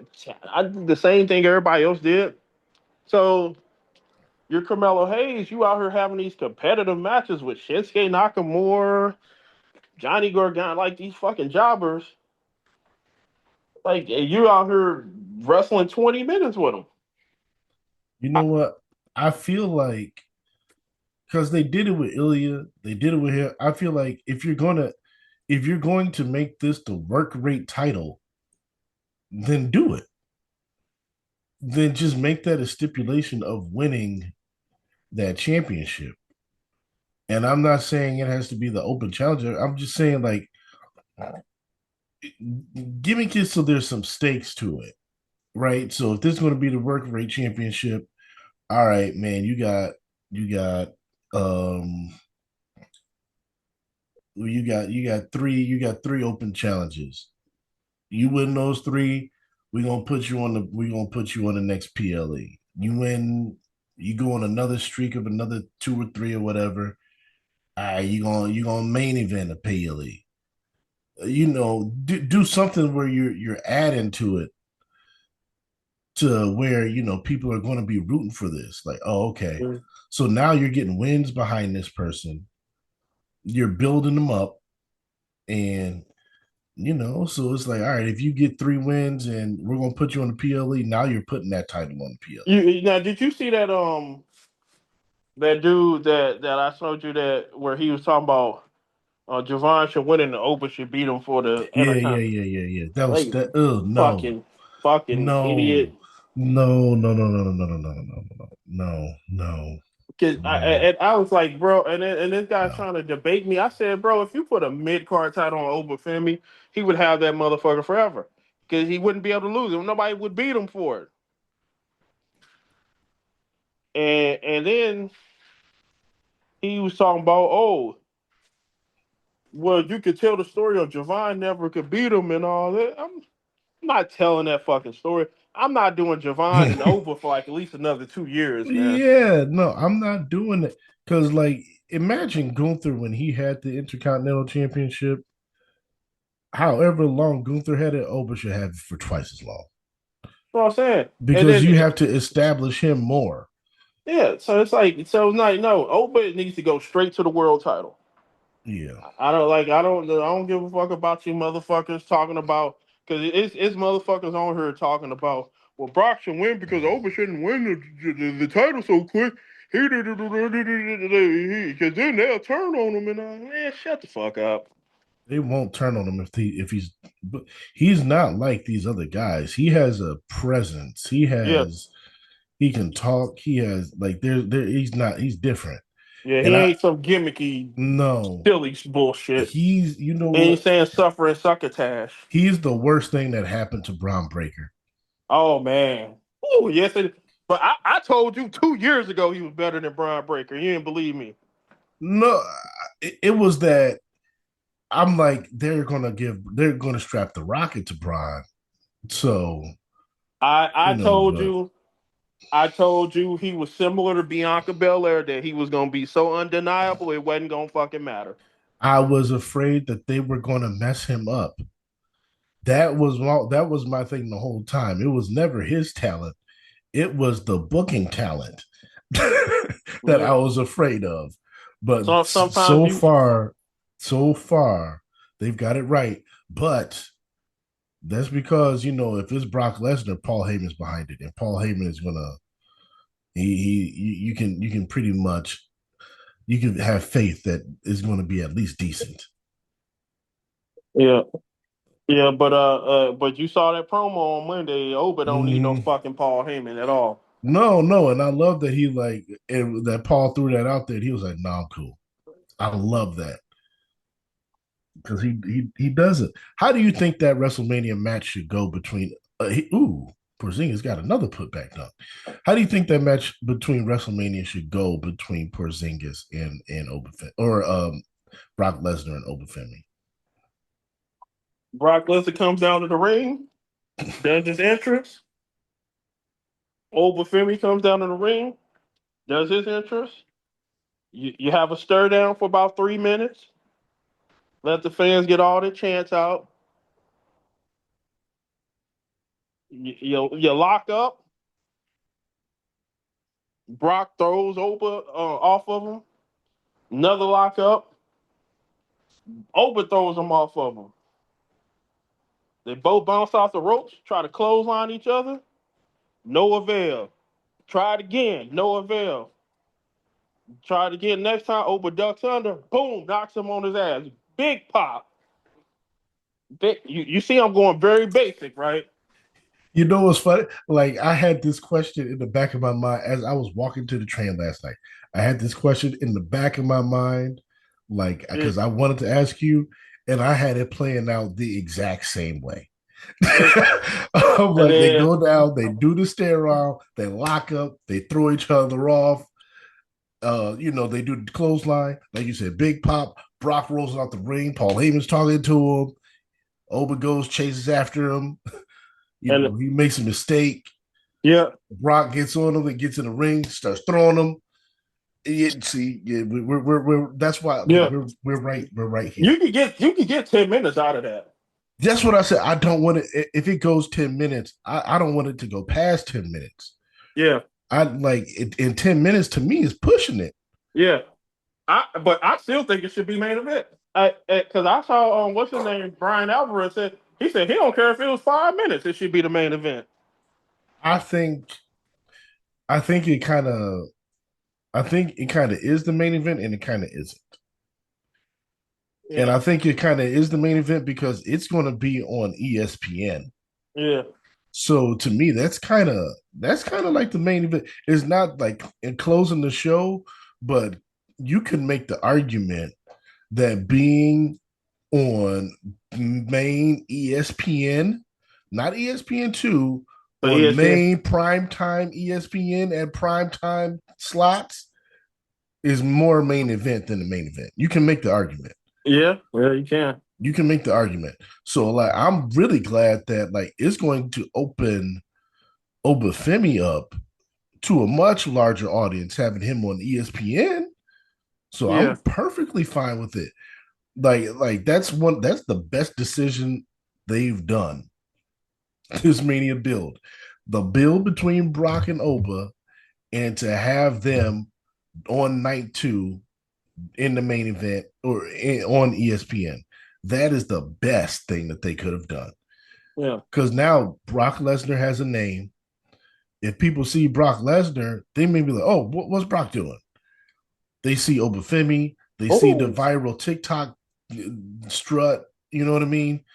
And then they get out there, they see those two big guys. They're just big meaty men slapping meat yeah. for 10 minutes.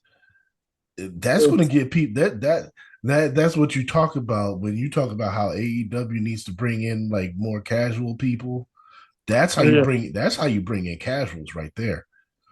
That's how you bring in the casuals. Uh,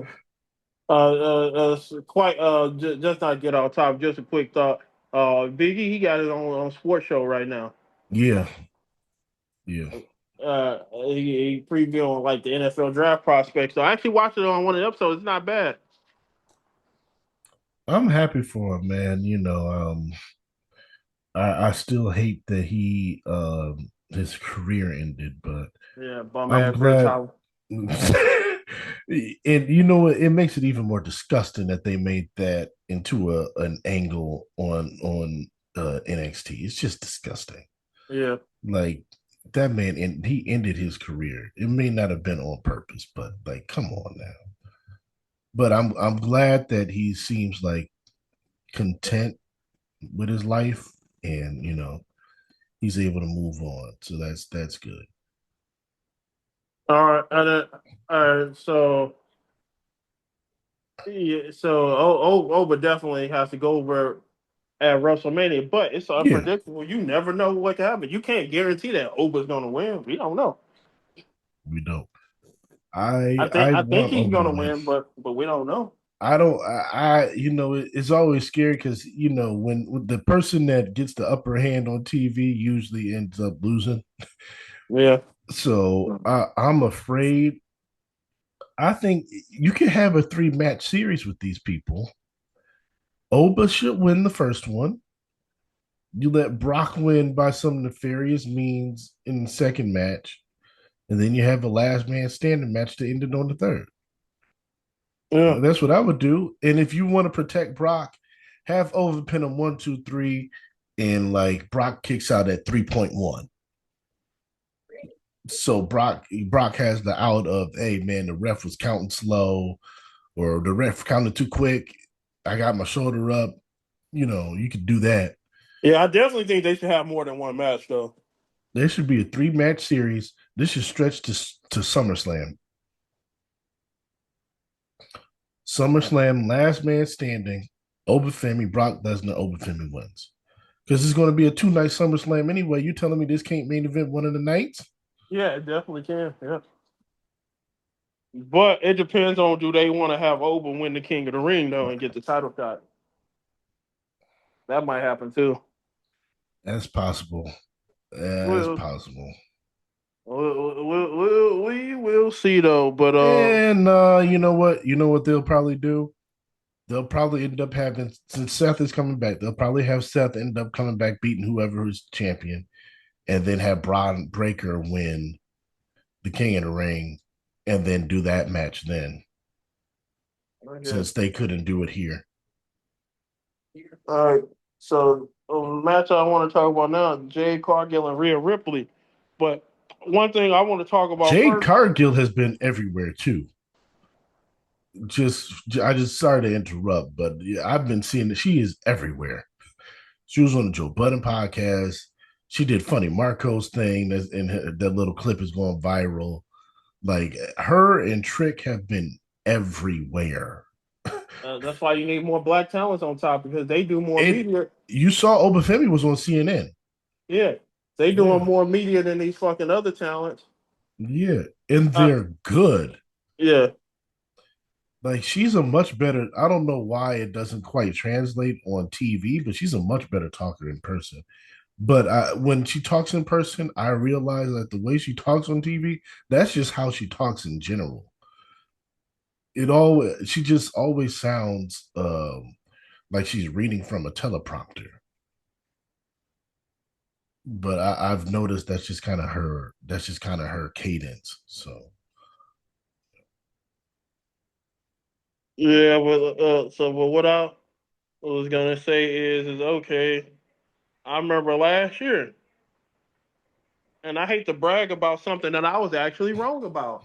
mhm. I, I said, I said, I said they overhyping this EO Sky shit, and I said I guarantee you next year EO Sky is gonna be in some bullshit ass tag team or Mhm. some multi woman match at WrestleMania, nowhere near the title pressure. But guess what? I was wrong. She ain't even on the fucking card. So, so I was even wrong. I even but She's not. She's not on the card. I thought for sure they was gonna find a way to sneak her on. And you love. I love how like they're still like floating the stuff out there anyway. I love how they're still floating the stuff out there because they're man, like, well, if Nikki Bella's not healthy, then it's going to be Asuka and Kyrie in the tag match.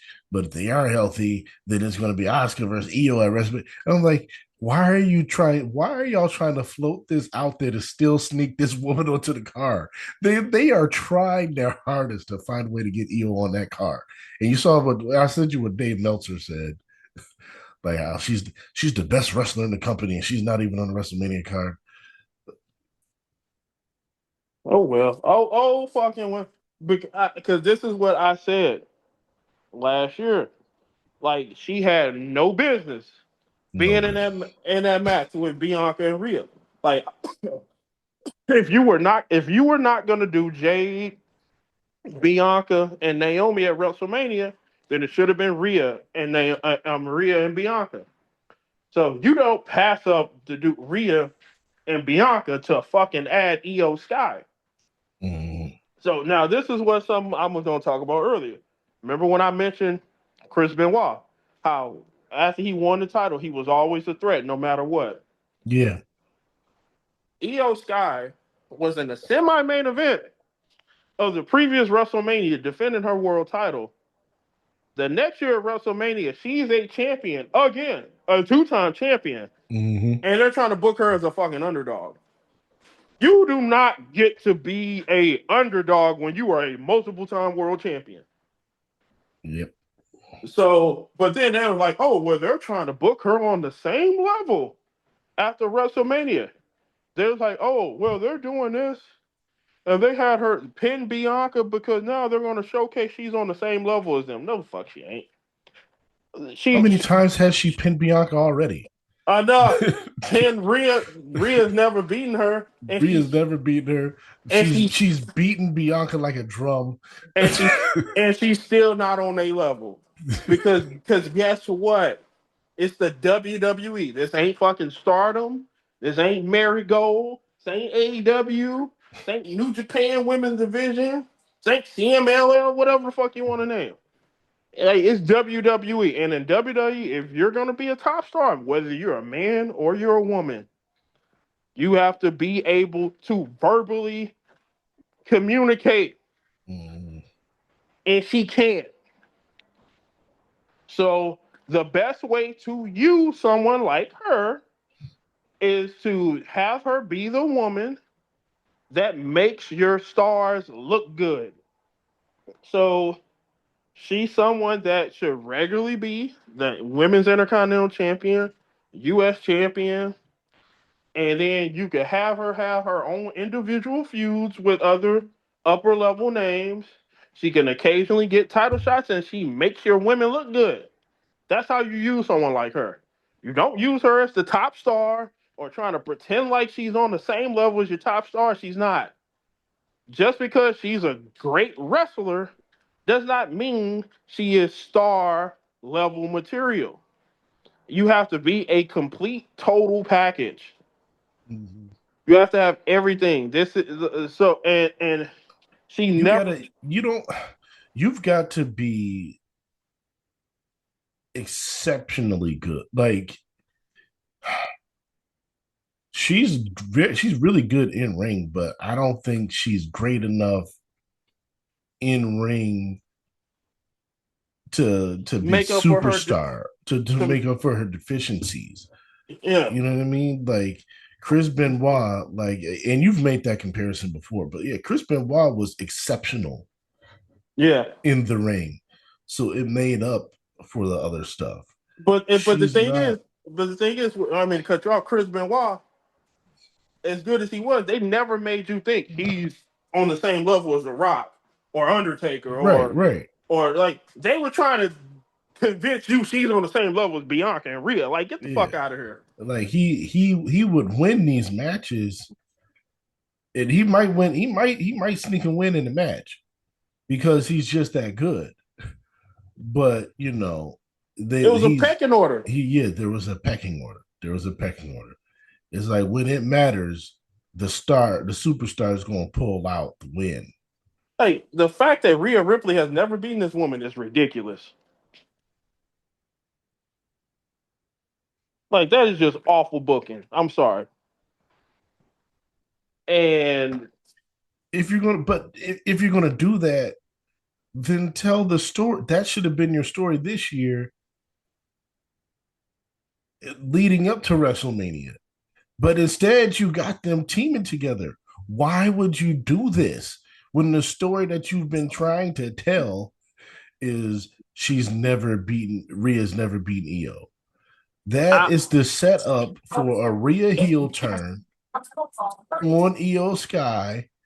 Like it's right no, there. knowing this stupid ass company, they're gonna have EO be the one turn heel.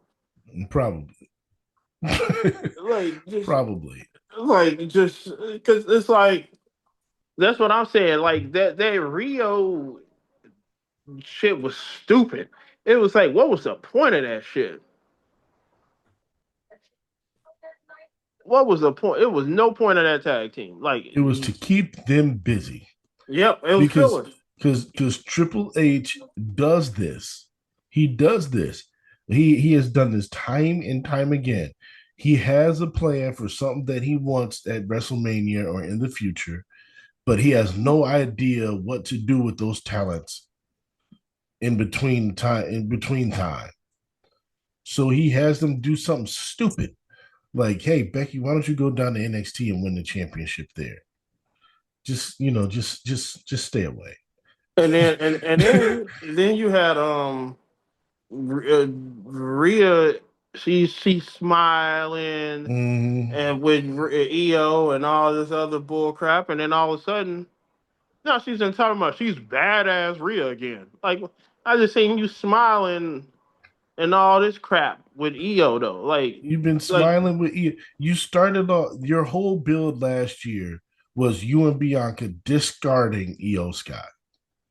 And then Io wins the championship. And the whole thing is, I haven't beat Io. I gotta beat Io. And now you're smiling with her. Smiling, laughing, having fun, which is fine. But then all of a sudden you get into this feud with Jade Cargill, and I'm supposed to believe that you're this tough person all over again yeah. when you're not even looking at Jade is killing you when it comes to aura. Oh yeah. It's like you said with how the reason why they kept her away from Bianca.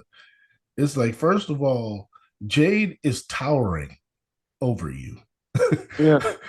Like she needs those boots with the thick heel on them to kind of like raise her up to that level. But Jade, like they talk about how like Rhea is, and Rhea's, got good muscle tone and everything. Yeah. Jade is killing her there. Jade is taller than her. When Yeah. they're talking, Jade sounds far more confident in what she's saying. Like Yeah. it's looking Hey, real bad. hey, I remember Kevin Nash because he was saying like because they like in person he said he's seen Jade, Charlotte, and Rhea all three in person. He said Rhea was the smallest out of the three. Mm-hmm. Yeah, she is. The Charlotte's actually put on some muscle. Charlotte has put on some muscle. So Charlotte's she put on some- so and then like what made Rhea special, but Rhea's like she lost some muscle mass too. But what made Rhea special was it wasn't a lot of girls like when she first came up that had that like physique. Now you getting some of these girls coming up. You got Soul Ruka coming up. You got like freaking Mhm. Callie Armstrong gonna be up there soon. You got Lash Legend on the main roster now. Like Callie Armstrong gonna be. I told you, Callie Armstrong gonna be a beast. yeah, you got a lot of these women that are coming up with that similar physique. You ain't gonna be as special. No, And she's still over, but she ain't as over as she was like last year no, or 2 years. she's not as over as she was. She's not getting them same crowd pops She's as lot. not. Again, She when she's on her own, she's not. She's not as over, and then and they had to keep pairing her with somebody. I saw this Russell features he's like it had a picture of Bianca Belair and Rhea Ripley, and they was like future WrestleMania main event. I'm like, no, no, it ain't. Not no, not no more. I'm like, bro.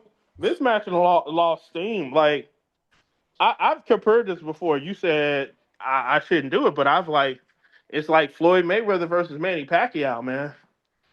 It's like you waited so long for this match that you're just not as excited as you once were. Mm-hmm. And especially after I seen this Rhea and Jade build, I'm like, like, eh. It's gonna be tough, man. Like It's they gonna should be have just tough. had the fucking match last year. You had it right there. You just decide, hey, we're gonna throw Io Sky in there though, and then you still got people bitching and moaning that it wasn't a main event. Like it wasn't a main event. Like when they threw Io Sky in there, they knew they wasn't gonna main event. Because Mm-hmm. guess what? If you had Bianca and Rhea on their own, it would be a legit argument that they could have a main event. You can sell it. You can sell it in the same way that So remember when people when the argument was made that Mariah May and Tony Storm should have been the main event? yeah, Like it could have you could have had that argument where it's just like this is a story and these two women are over to the point where you can make the argument that this is a main event feud. yeah. So if it didn't have main event, that would have really been even bigger deal than just Io. It's like when you added Io, you took some aura out of the match. Like they were literally pie facing this girl, bro. Yeah. They're just like, hold on, the real women are talking and just pushing her out the way. No, I don't know if I ever tell you this story, but I was watching WWE over like my brother's house, Mm-hmm. and it was the segment where they had it was Io, Rhea, Bianca, Jade, and Naomi were all out at the same time. Because that was when it was right before the WrestleMania match, and you remember that segment, don't you? Mm-hmm. And I had my family. I had an older uncle. He was looking at the women in the ring. He was like, "Why the smallest girl in the ring got the belt?"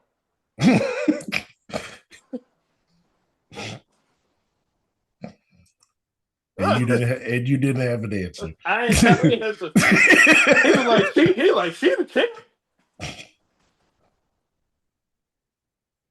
See that just goes to show you like that's what people were raised on. You know that size makes a difference. I can't tell you what. Hey, look, she has a pretty moonsault.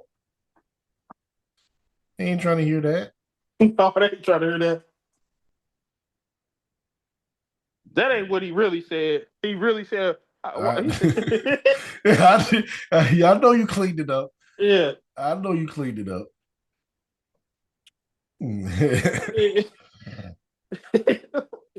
But yeah, man, it was just like they was just and then they was wondering what the commotion was, and then I had so like my his wife came over, she was looking at him, and he was like, look, he was like, look who she got the belt. He said, because you know they ain't watch wrestling, so he's like, why that little girl? She was like, why that little girl got the belt? Because because when Bianca has her ring attire, she had a ring attire with showing her abs and stuff too. Yeah, yeah. So it was like she was like my aunt, she was mesmerized seeing Bianca. She was like, damn, you see her abs? She was like, Bro, that's what happens, man. Like, I say that all the time. Like, I did, if I can't even watch like wrestling on the TV anymore because Marley she's starting to fight everybody at school, so yeah, I can't let her see it. But like when I will watch it, my wife she would just look at her. She'd be looking at the women and be like blah blah blah blah blah, and she's looking at like Rhea and she's like, oh okay, and then she sees like Jade and she's like, oh, she's ripped, and then this was not this year's Rumble, last year's Rumble, when you had the Bianca and the Jordan Grace thing and everything, and she's like, "Oh," she was like that. That drew her in. Yeah, Because it's like you got these women, they're big, they're big women, they're yoked, they got size and everything. And then it's like when you throw a little Io Sky in there, it just looks like the visual to the casual fan is yeah, off. it's off, and it's like what they don't. What a lot of the IWC is that they don't understand is that a lot of these wrestlers only appeal to y'all. Like Mm-hmm. it's like when they were hyping up Johnny Organo and Adam Cole and all that. I show my brother like back when NXT Black and Gold was a thing, back when you had the WWE Network, and I Mm-hmm. showed him a match between Johnny Gargano and Adam Cole, and I was like, "This was the main event." He said, "The show." He started laughing. He like he started laughing. Well, my brother, he real old school. He didn't like WWE. He hated. He used to Mm-hmm. call WWE the fake wrestling. Yeah, yeah. The only time he watched WWE was in the Attitude Era. Like he didn't watch the whole. Like my brother, he's like 15 years older than me. So like, and St. Louis used to be one of the That's a territory. hotbed. Yeah, there's a hotbed for What territories. territory? So we used to have an arena called the Chase, and guys like Ric Flair would come there, Dusty Rhodes, like Harley Race. So he used to go down to the wrestling shows and see them, and they'd come like once a month. Mm. So yeah, he used to. So he grew up watching like the territories, the Georgia Championship, NWA. Said he didn't like WWF. He used to call that the fake wrestling. Mm-hmm. And but even back then, even in that era, they those guys they weren't the size of the guys you had in WWF, but they still look like grown ass men though. Right. And then you see some of these guys now, it's like man, it's like even like AEW, even though we happy for Darby Allin have his moment, Darby Allin's fucking tiny, man. Yeah. Like, Yeah. like some of these guys, and it's like I'm not saying that everybody got to look like a bodybuilder or something like that, but god damn, man, some of y'all need to look like at least have some fucking size. Like, sheesh, Something. like, and I got a little off target, but yeah, another thing I want to talk about. We was talking about how people are not elevated. Mm-hmm. So Liv Morgan, if you go by the IWC, they were acting like she was the most deserving winner of the Royal Rumble of all time. Like, oh my God, she deserves this moment. Like, ain't she a two-time fucking world champion? Like, and that's what I mean. It's like you could be a two-time world champion, and the fans still think you have to have your moment because it didn't elevate you at all. Mm-hmm. You won the world title twice. I think she has the record for most tag team title reigns. She was the Crown Jewel champion. I think she was like the Women Wrestler of the Year, and she's still. I'm talking about like the Slammy WWE Slammy thing. I ain't talking Mm-hmm. about like that. But I'm just like, and they still feel like she haven't had her moment yet because That, yeah, that's because we live in this age where like if you don't win every title in every major event, then you didn't have a good career. yeah, Like if you're not a Grand Slam champion, then it's like, oh, yeah. how come like John Cena didn't need to win the Intercontinental Championship. What does it really make a difference if John Cena is a Grand Slam champion? No, not really, but I didn't really. No, I didn't mind it though. I I didn't didn't. mind it. No, I don't mind. I don't mind him winning. It was his retirement. That's the kind of thing you do on somebody's retirement thing. I didn't mind it, but I'm just like, but that's what I'm talking about. Like, it's to the point where somebody like John Cena, people say, "Oh no, he hasn't won the Intercontinental Championship. This is disrespectful." Like, what are you talking? He's a main eventer. He doesn't need that. I mean, it's a cool accomplishment, but like, if John Cena wasn't a Grand Slam champion, that doesn't diminish his career in any way, shape, or form. Nah. Like somebody like Sheamus, they're like, he needs to win the Intercontinental Championship because he needs to be a Grand Slam champion. Like, why? There's no reason why he needs to be. He's had a Hall of Fame WWE career already. What is the Intercontinental Championship? Nothing. Maybe back in the day, it meant more. Back in the Yeah. day, like in many ways, the Intercontinental Championship was more exciting than a main event. If you got Hulk Hogan in the main event, but you got Bret Hart, you got Shawn Michaels, you got Mr. Perfect, you got these people as the Intercontinental Champion. I'm more interested in that. Well, technically, if you want to get technical, Gunther did get raised to the main event after winning the He Intercontinental did. title. He did. Jey Uso got raised to the main event after winning the Intercontinental title. Brian Breaker was on that trajectory before his injury as well. So they technically, we might not like the way it's been done, but they Yeah. technically have They been. technically have, but like we kind of knew that was Gunther's projection anyway.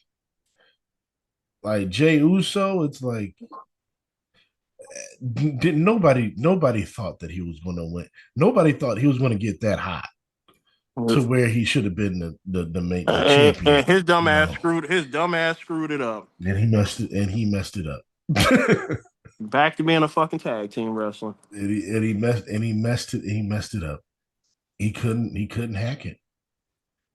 But I told you from the beginning anyway. Jimmy was always the better talent to begin with. I don't know about that, man. Jimmy was always the better talent. If you go back and watch the old Usos promos and their old matches, Jimmy was always the one doing the talking. Jimmy was always the one that looked better in the ring. Like Jimmy was always the better talent. He just happened to, I don't remember if it was the injury or the DUI. Jimmy getting on DUI and he getting hurt all the fucking It was time. that DUI that messed up the angle, Man, and they Jey gave it Uso to stepped Jay. up. He stepped up when he became main event Jey Uso in the early part of the bloodline. He did. He did. But that's been my thing has that was always supposed to be Jimmy's spot. It's just that he was unavailable and they used Jay. But he was too much for him. He wasn't able to sustain it. He couldn't handle the pressure. And that's the thing, man. It's like again when we talk about people that being champion, like I see why Will Ospreay is like, nah, I'm cool. I'm cool with what I'm doing. Because it's like when you're the champion, like you have these obligations. Trick Williams ain't even the champion, and this dude is everywhere. He's on ESPN, he's on the pivot, he's on the Breakfast Club, he's on No Contest. This dude is literally everywhere, and he ain't even a champion. So the champion responsibility is heavy, and not everybody wants to do that. So Jay, he was not capable. Oh, Curry getting hot again. Jay just was not capable of sustaining that. He couldn't carry the title. He was terrible in his interviews. He was blowing up it before the matches. He just couldn't handle it. But you had to give it a shot. I'm about to look at this WrestleMania card, and I'm about to see. I'm gonna see my excitement level. Let me look at WWE WrestleMania 42 Yeah, match let's look at card. this card. I'm gonna look at this match card. Okay, matches. The Vision, Logan Paul, and Austin Theory, and I Show Speed versus the Usos and LA Knight in a 6-man tag match.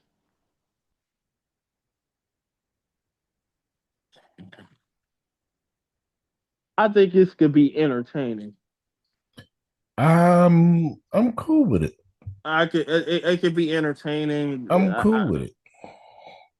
I think it could be an entertaining match. It's an opener. I don't have a problem with it.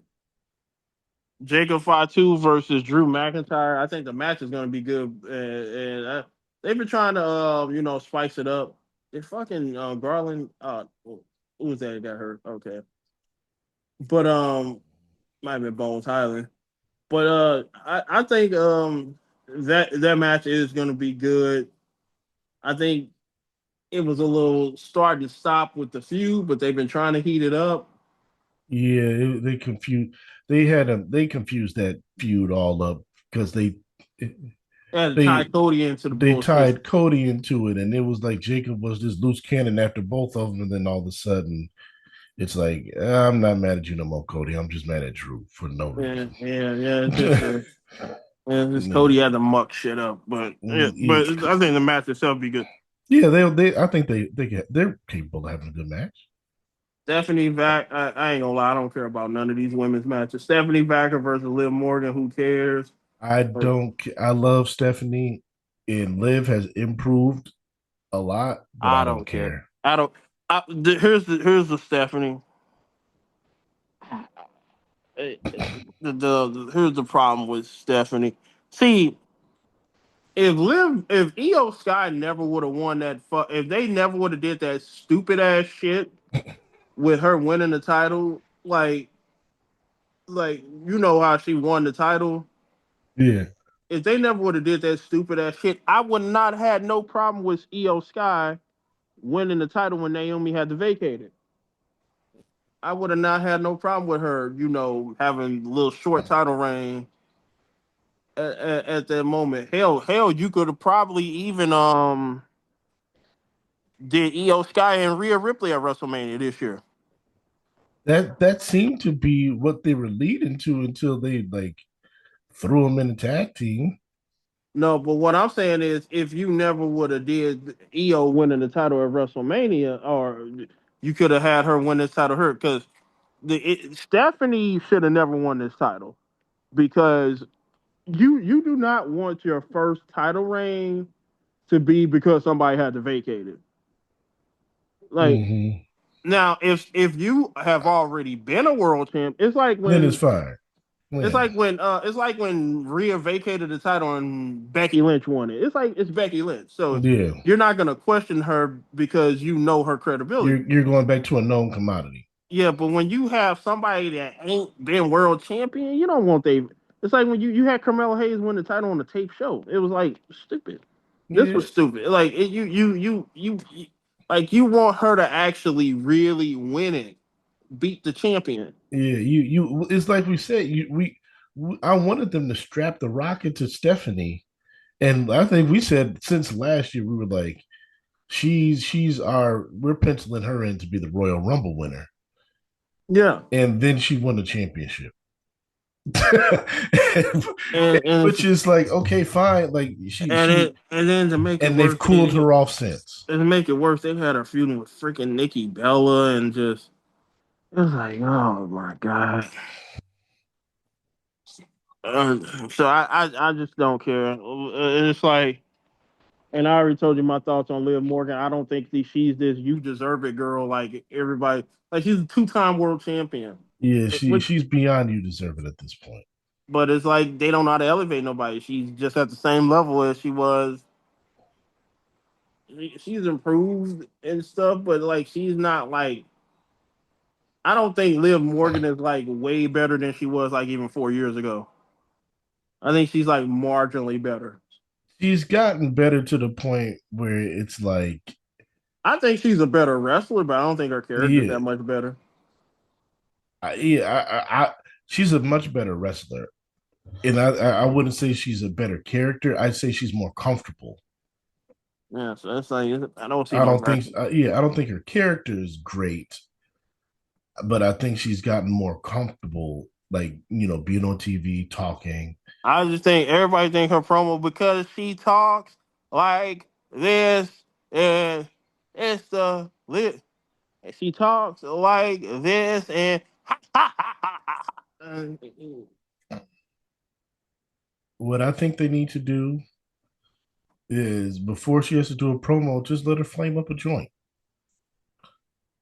Yeah, and then I just like I think she would I'm have a much better promo if she's high. I'm just worried that No offense to her. It's just like when I see her on interviews, she seems like far more relaxed and like cool. But when she's on TV, like she goes into that character and it's not as like free flowing. It's like she's supposed to be this like annoying valley girl, I guess, but it doesn't really work. Yeah, Curry's hot. Curry's hot. yeah. I don't know, man. It's just it's something about her just man. I think she's gonna win the title.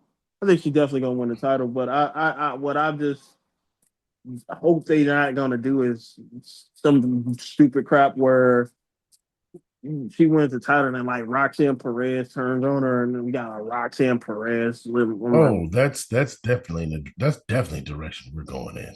oh god. That's definitely the direction we're going in. She's going to win the title.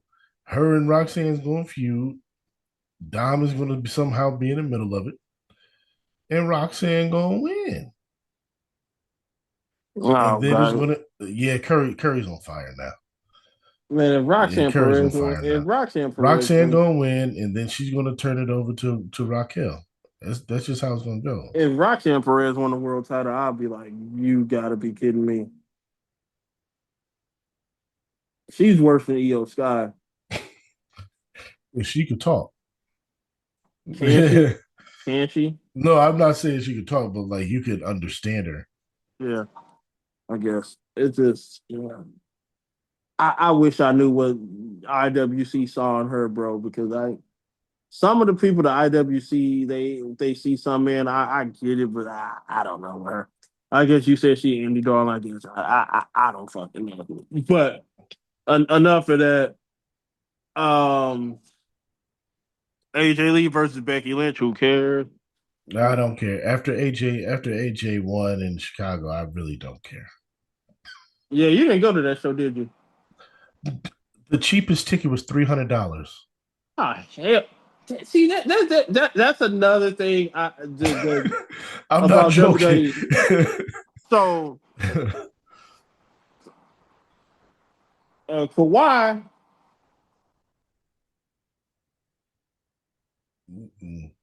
oh, they Nah. call an offensive foul. Yeah, he kind of pushed off and hit him in the face. Huh. Yeah, I'm a little bit behind on Yeah, you. you're a little pause. Uh, I'm watching on the stream. I don't know if you got Prime Video. Yeah, I got Prime Video. Oh, okay, I'm watching on the stream. So you got that Prime Video money, man. Um, I got Prime just because like they order so much from Amazon that I got Oh, okay. Prime for that, and it's free. But I hate Prime. You said they got the best NBA coverage. I like their NBA coverage, but I hate Prime, the streaming service. What? You was being disrespectful to Maria Taylor, man, and Um, NBC. I like Maria Taylor, No, but I think the you basketball just coverage like is Prime because of Taylor Rooks. no. Like I think the whole cast of the Prime is they. I think they work well together. Yeah, but everybody loves Taylor Rooks, though. I mean, everybody loves Taylor Brooks. Maria Taylor's really good too. I don't have anything like Maria Taylor, but put some respect on the first black woman to interview her during the Super Bowl on I'm the podium. I'm a big fan of Maria Taylor. That's why I was mad when Rachel Nichols was talking crap about her. I was like Maria Taylor deserved it. Chill. But sorry. All right, but yeah, all right. So yeah, so this is why I was gonna go into a little mini rant. So the cheapest ticket is $300, The and you had a cheapest ticket was around $300. Like I was because a couple of my coworkers were like, "Are you going?" And so we looked into tickets, and I'm talking about nosebleeds in the United Center. They wanted, after taxes and fees and everything, it was just under $300. That was just for the nosebleeds. I said never. yeah, and you had the nerve to put that crap ass card you put together where you where you fucking had a women's elimination chamber, a men's elimination chamber, Finn Balor and CM Punk and AJ Lee and Becky Lynch, and that's you what you charging $300 fucking dollars for that bullshit? Because you're like, oh, CM Punk, Chicago, they're definitely gonna come out and pay that price for that. Not me. Yeah, that's some bullshit. I I'll like I'll sit at home. four fucking matches, man. And you're gonna black out. Like you couldn't they blacked everything out. So if you're like at a bar or whatever around in Chicago, you couldn't stream it. They got blackouts. They had blackouts for that. What? Yes. How in the fuck does ESPN have blackouts? Bro, look it up. That is crazy, man. They blacked it out. Try to get people to go to the show. I was not doing it. Go to the arena. Yeah, I was not doing it. That. That's too much. That's Like I too, said, too like much corporate greed. I went to the Survivor Series when Punk came back, $90. $90. And that was at the Allstate. And now you want that's there's I'm not. I couldn't do it. I could not justify Yeah. I wouldn't justify it. That's a some $300 ticket. I yeah, couldn't justify it. that's just some bullshit right there. And that bullshit ass card. And everybody was making such a big deal. Oh, Keanu James. Yeah, I'm gonna talk about that shit too. All right. These like people are making such a big deal about like these people winning matches. And I told people, and I remember I don't argue with people on the IWC that much no more. I toned that shit down because you remember I used to see y'all text all the time. Mm-hmm. I barely send them to y'all now because I don't because I just realized they're just idiots. So there's no point in debating them.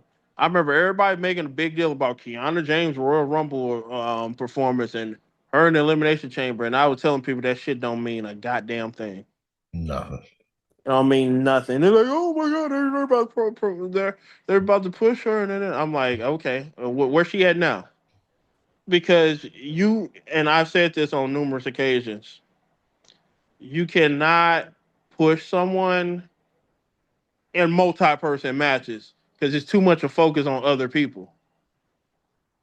Like you can only like really get a push on someone in a one-on-one setting. She to me, she would have been better off having a one-on-one qualifying match with Charlotte, and Charlotte barely beat her. Uh That would have gotten her over more than just pinning her in a triple threat match where Charlotte's barely fucking where no. she's Yeah, distracted you're right. You're right. You're because right. it's like it comes off as a fluke win. And to me also I thought like to me if you're gonna have four matches on this card, I'm sorry, I'm not putting I'm not putting young talent in the match and like the up and comers. I'm putting all my stars in this match. So I'm like, EO Sky should be in this fucking chamber. Freaking Charlotte Flair should be in this freaking chamber. Like I'm putting all the top women in this fucking match. There's only four matches. I'm not putting like no fucking Keanu. No offense to him, I'm not putting Kiana James in this match. Like, come on now. You can't put her in it unless you're really going to do something with her. Don't Yeah, put her like in it just to do it. yeah, like I'm putting all the top women people in the match, and then like the men's chamber. Like I remember people saying, "Oh well, Gunther couldn't be in the chamber because he can't take a loss." Why the fuck not? Man, we used to have stars in the elimination chamber. It's an elimination chamber. Like you could sell it. Like you could sell that. Like he lost, but there's multiple people in an elimination chamber. It took multiple people to put the man down. I'm trying to think of the 2010 elimination chamber. Like I could have swore they had like a bunch of like top guys in just one match. Because I was so Let's see. So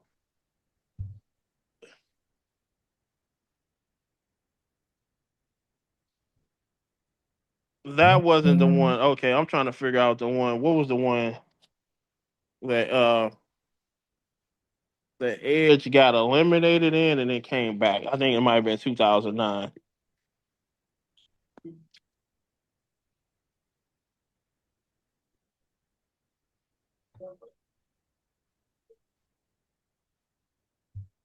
Let's see. I'm trying to. All right, so we had one. We had one bum in the match, but this elimination chamber match, you had Edge, Rey Mysterio, Chris Jericho, John Cena. You had Mike Knox bum ass, and then you had Kane. But you had like stars in that match though. Yeah. Like it, like you didn't have some people. But you had Mike Knox, but like most of the talent was like star level talent, bro. Like Yeah. you Guys that all guys that you could legitimately see winning. yeah, and but now like every elimination chamber, we got to throw some people in there that you know ain't got no fucking shot at winning. No disrespect. I don't mind Trick Williams, Javon Evans having their moments and stuff, but we know they ain't fucking winning the match. Mm-hmm. Uh,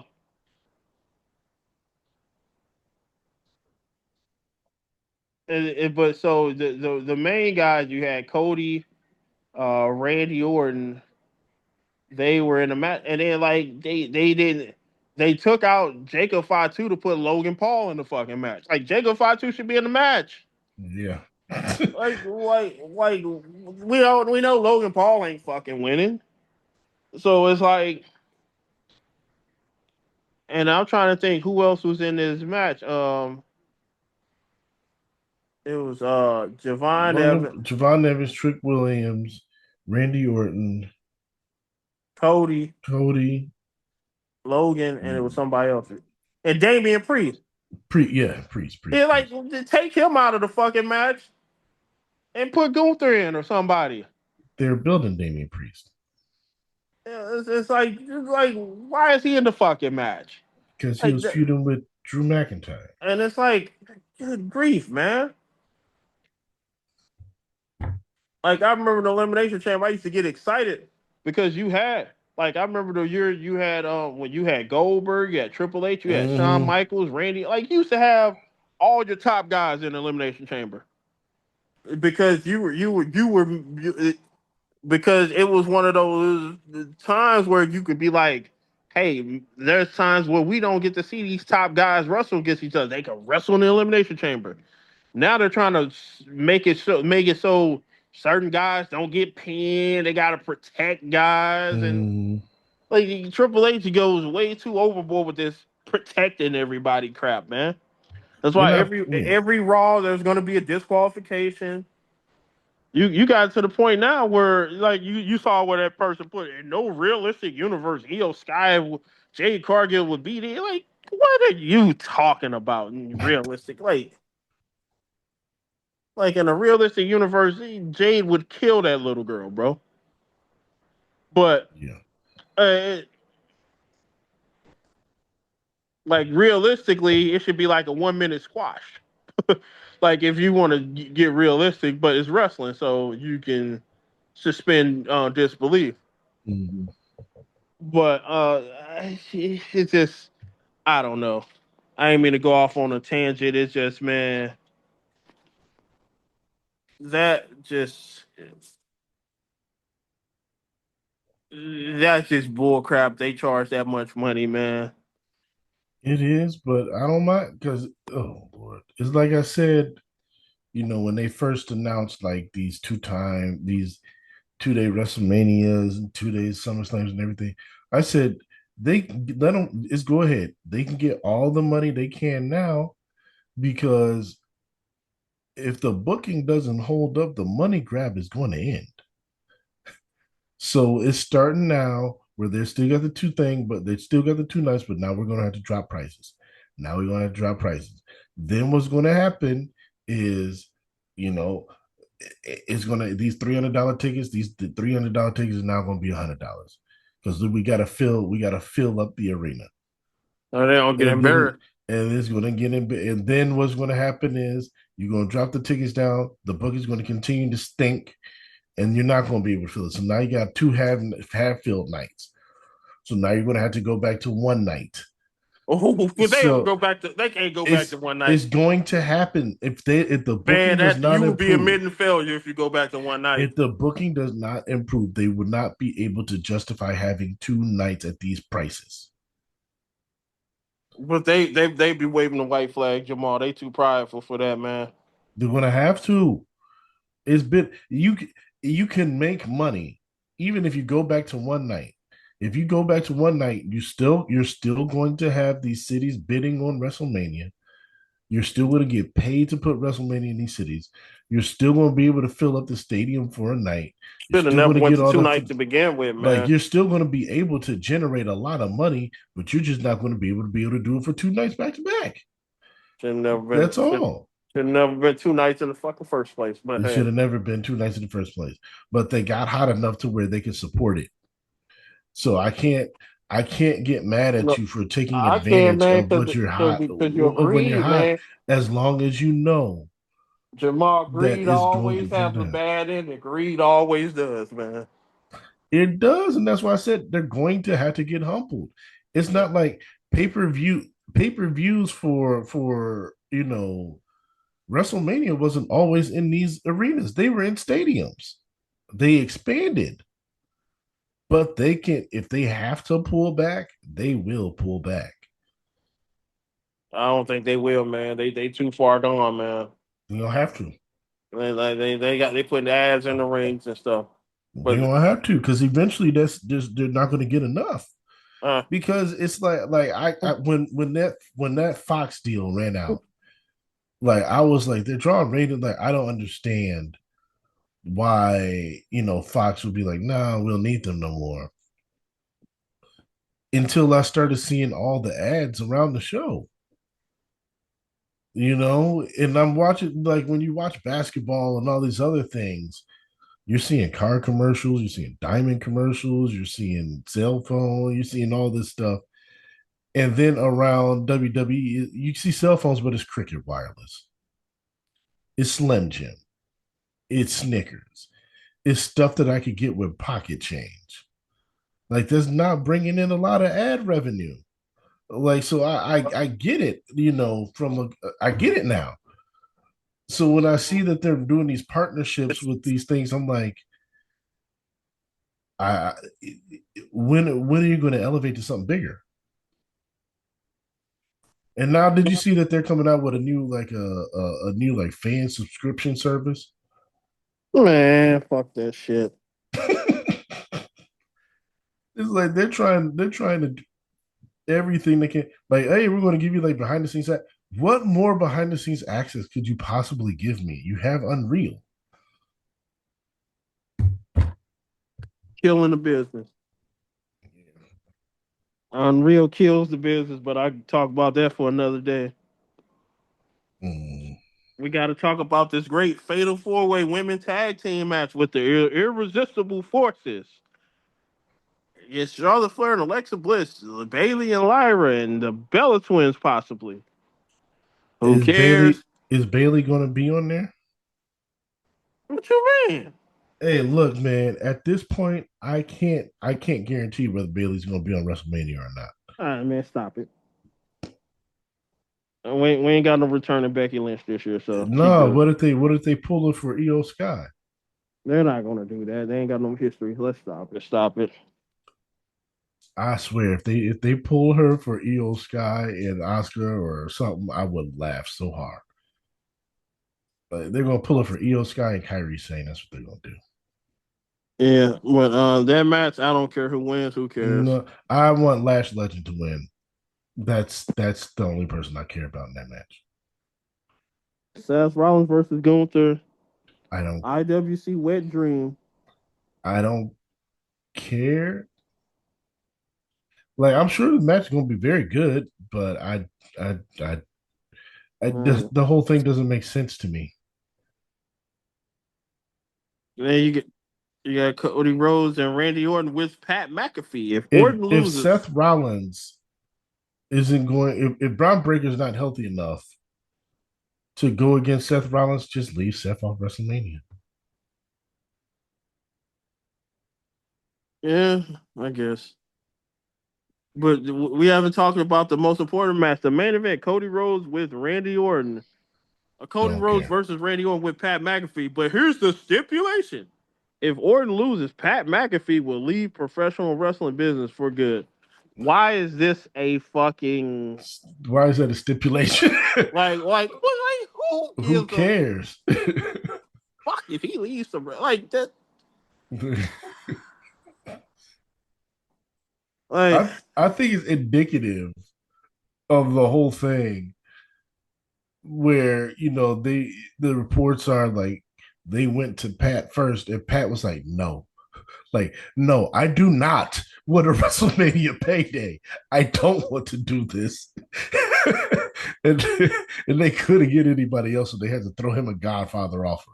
I find that to be hilarious and depressing at the same time because it's like who wouldn't jump at the chance to be involved in WrestleMania? Who are you reaching out to? Like to and who is telling you no to the point of you having to resort to Pat McAfee? It's mm, just it's just weird to me. It's like who are you like you got Jelly Roll involved in things.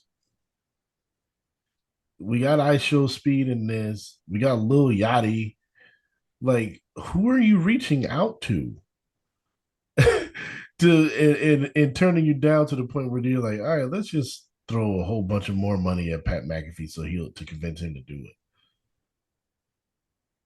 I just don't I don't get it. They just have no pulse for what's going on in the world right now. It's shameful. The whole Pat McAfee thing doesn't make any sense at all.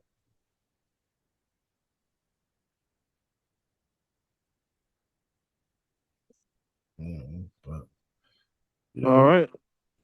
Yeah, so then we get night two, the real main event, Oprah Femi versus Brock Lesnar. The main event should be main event of night one. They separated it so Cody Rhodes don't get his feelings hurt. yeah, that's Triple H's boy. That's Triple H's boy. Yeah, And but Cody might cry again if he don't get another main event. So I just want to talk about something too. All right, because I heard a lot of people complaining about, oh, there's no women's wrestling, the women not main event shows, blah blah blah, blah blah blah blah. I say this confidently. I don't think you could ever have a women's version of Oprah Femi versus Brock Lesnar. And the reason I feel that way is the women's wrestling fans would not accept two women being booked that dominantly. Like after 2 years, they were calling Bianca Belair Bianca Hogan. They hate the way Rhea Ripley because I this is what I've said from the get go. If you ever gonna have a women's main event of a WrestleMania, you're gonna have to have two women that just basically beat everybody on the roster. And then at some point they meet up and they have their match. Like they're gonna have to be the two most dominant women on the roster for like at least 2 years, and then they finally have that meeting. And you had that perfectly set up with Bianca Belair and Rhea Ripley at WrestleMania 39. And you could have had maybe your first matchup might not main event, but then your second matchup could. See, they could have had a trilogy of Bianca Belair and Rhea Ripley. No, you know what the trilogy is going to be? Rhea Ripley and Charlotte. Charlotte already pushing for it. Is Charlotte versus Rhea really like a match people want to see again at WrestleMania? That's what she's pushing for in interviews. I know she would. She's like we're 1-1 at WrestleMania. We got to have a third WrestleMania match to break the tie. Like, does anybody really want to see that outside of like Charlotte stands? Like, No. because I could think of other WrestleMania matches for Rhea Ripley that are be bigger than her versus Charlotte. Um, I'm I'm just upset we didn't get Charlotte and Bianca. We didn't get Bianca and Rhea. Like these people that like they clearly like Triple H very clearly values over Bianca. He intentionally just like kept it away from us. Yep. He won't do it. He Yep. won't do it. Like when And and has and and, Bianca and Charlotte had a match? and people and these marks online will try to act like, oh, we want to see this match so bad, and it's like, okay, they could have been did it. Oh, the timing never been right. Bullshit. Like, because this go back to what I was saying, and I said this: there was no business that Oscar had beaten Bianca for that title. Like, she had no business, because if you're gonna have her win the title and then just EO is just gonna, no, it wasn't even EO cashed in on her. They had a triple threat match in which Bianca won, and then EO just Yes, cashed in. yes, So yes. my point is, if Oscar was just gonna have some bullshit ass transitional title, what's the point of her winning the title? You could have just had Bianca hold the title to SummerSlam and then EO cash in. So you could have did Charlotte versus Bianca 1-on-1 at SummerSlam. You have EO cash in so you can have that no finish. So then they can have their future match where they actually have a finish. That's just common sense booking. But somehow he had Asuka beat Bianca, and then they had a triple threat match, which Bianca then just wins the title back and then dropped it. What was the point of Bianca winning the title back? And it'd be like, oh well, she just had a short title reign, so it makes it more personal. No, it would have made it more personal if I had the damn title for 500 days and you cashed in on me. Mhm. That I would be more pissed off about that. But I don't know. I don't know what goes through that man's mind. I, I like, don't know either, and I'm not trying to figure it out. because it's like I don't get it. We could have already, and even with Charlotte getting hurt, you could still play that storyline later down the road. It's something you still could have did because you at least had the match. You would, or at least you would have still been able to say we at least had the match.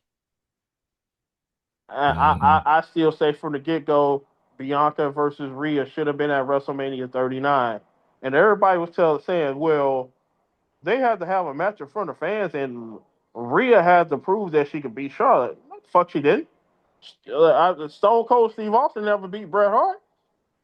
That didn't stop him from being the top damn star in the fucking industry. That he never beat Bret Hart.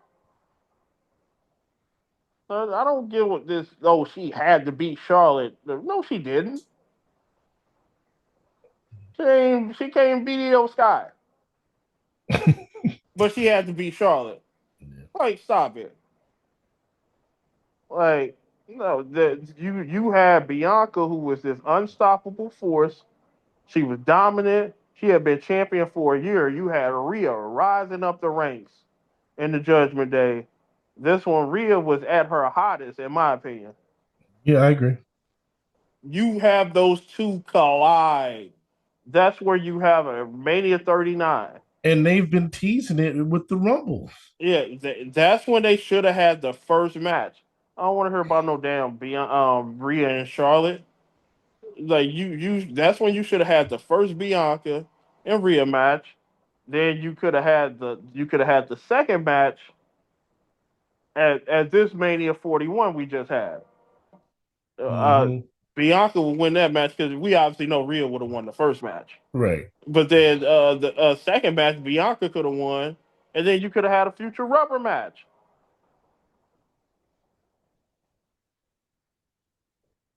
And that could have been a hot women's feud, but instead we had to have Charlotte versus and the match. Don't get me wrong, the match was great, Yeah.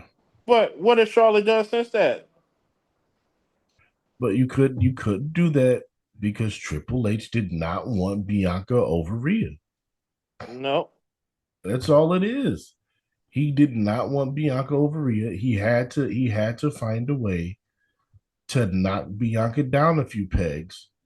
So then if they do have the match, people are pulling for Rhea. yep, That's all it was. And at this point, honestly, after seeing Unreal, like, and how mad she got about what Jade Cargill said about her talking to the office, it kind of gives you the impression like she was probably egging that on too. Like it gives you the impression like maybe those insecurities was they got an getting Unreal to her. about that now. About what? The Jade Cargill Rhea No, stuff. no, no, no. But we saw the previous Unreal where she was like, talking to Triple H and how I've nervous she only was, and watched one episode of Unreal. I can't. It's too much for me. It's too much, man. I watched most of the first season, and in the first season, and I told you from, what I watched, like it made her look horrible. It made You her talking look about her horrible. having panic attacks before matches and shit? Panic attacks before matches, and she's like going over her match with Damian Priest, and he's like, "You're gonna have to cut like half of this out. You're not gonna have enough time for all this." And she's just going on, and Triple H is all hugging up on her and Yeah, encouraging her and cause she's supposed to everything. be this tough Yeah, badass. it ruins her perception. Like when you see that, and I guess some people say, "Oh, it makes her more relatable," but you're not supposed to be. The You Undertaker wasn't can't. relatable. Yeah, you can't portray yourself to be this big tough girl on TV, and then you're talking about panic attacks and breakdowns Because I and hear people talk about Rhea Ripley, it shows she's vulnerable and relatable.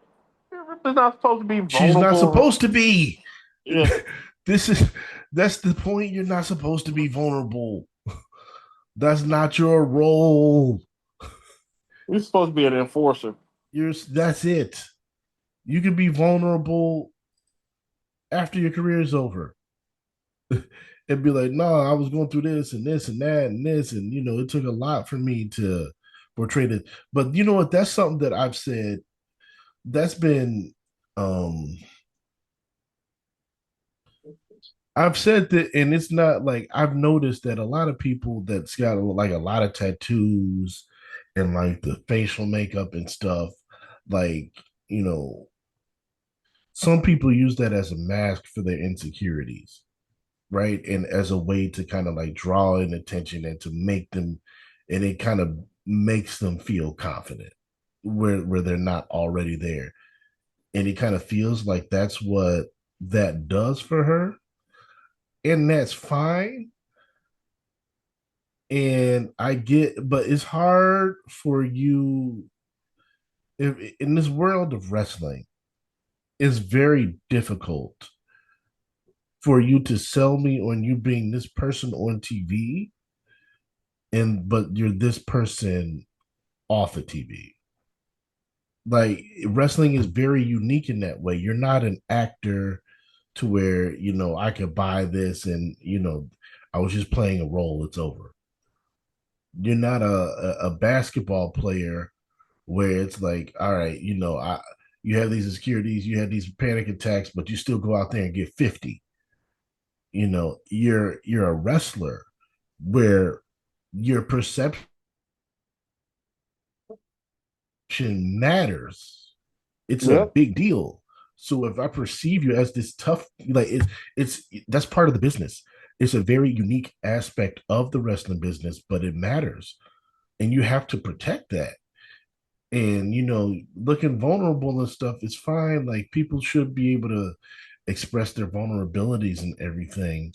Like, as I get older, I am really trying to make a concerted effort to understand this younger generation in this world that we live in.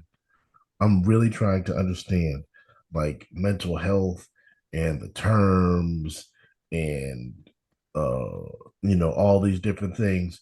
And I joke around a lot, so like people don't believe me. But I'm really trying to figure this out, because now I got a kid that's growing up in this world. So I have to get some sort of understanding of it, because how else am I going to lead her to where she needs to go? So like I'm really understanding. I try to um have patience, and I try to um just sympathize with how she is. But you're in a very unique position in a very unique business, and like you just can't portray that. You can't portray that in an interview, and then next week you want me to think that you're standing up to somebody like Jade Cargill and you're this big tough girl. It doesn't work, because then when she verbally slaps you, and then you go on Twitter and you start complaining, am I supposed to think that this is the Rhea that I saw on TV and she's angry? Or is this the Rhea that I saw on Real and she's vulnerable and sad and anxious and everything? Because now that's giving me different feelings. Like, if you're having a panic attack and you're having anxiety over this thing that she said, you know, I'm going to feel different than if you're just mad because she called you out on something. But that's the line that you're creating. Ooh, Yeah, man. yeah. All these playing games been kind of competitive. Yeah, man. Man, Horford just hit two back to back. Lopez knocked down the three, which is still wild to me. But And the motherfuckers Spurs. Curry's Curry. Steph Curry, Steph Curry. Oh, man, Yeah. But then, all right, so you got what the other matches you IC got? the IC title match, Javon Evans Penta. I think Jade McDonough. Yeah, yeah, that's a rough I'm one. just watching to see Javon. What are you gonna do in the match? Yeah, Penta might pull out some stuff too, but yeah. that was just let's get some guys on the card match. Let's get the guys on the card. Let's have a crash show. They usually have, it used to be the tag title that they always had the ladder match in. They flipped the title. It was the Intercontinental Championship, because it was, and then it became like the tag titles that was always defended in their ladder match on the show. Now it's back to the Intercontinental. But again, it's like it's WrestleMania. You want to see stars. Like, no disrespect to JD McDonough, but does JD McDonough scream WrestleMania to you? No. No. No. So I don't know. But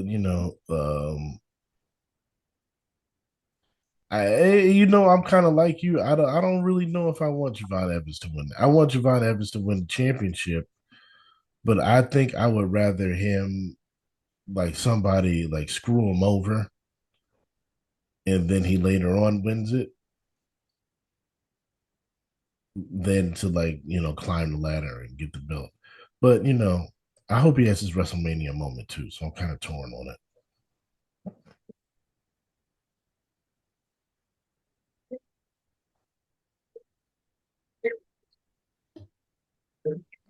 What else? What other match do we have? All right. Yep. They got four more matches. So after that, you got Jay. Well, I don't think this is in order, but you got Jade Cargill versus Rhea Ripley. Jade got to win this match. Yeah, Jade has to win this match. Jade's got to win. I don't like that they. I don't mind BFAP, but I don't know why they had to add Mia Yim to this fucking group, man. They could have got a girl from NXT or something. Yeah, I like BFAB. I like me and Yim. So having Horford is stroking it. Pause. So I have no problem with them being on there, but it would make more sense if there was a mix of girls. But again, BFAB, me and Yim, two people that were like, kind of going through their thing, and now they're aligned with her randomly for no reason. Uh, like she was their opponents, and now it's like, yeah, we'll follow you.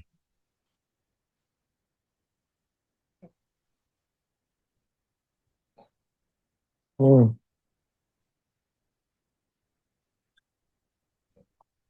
Oh man, old man, Al Horford. I told you how Horford got hot.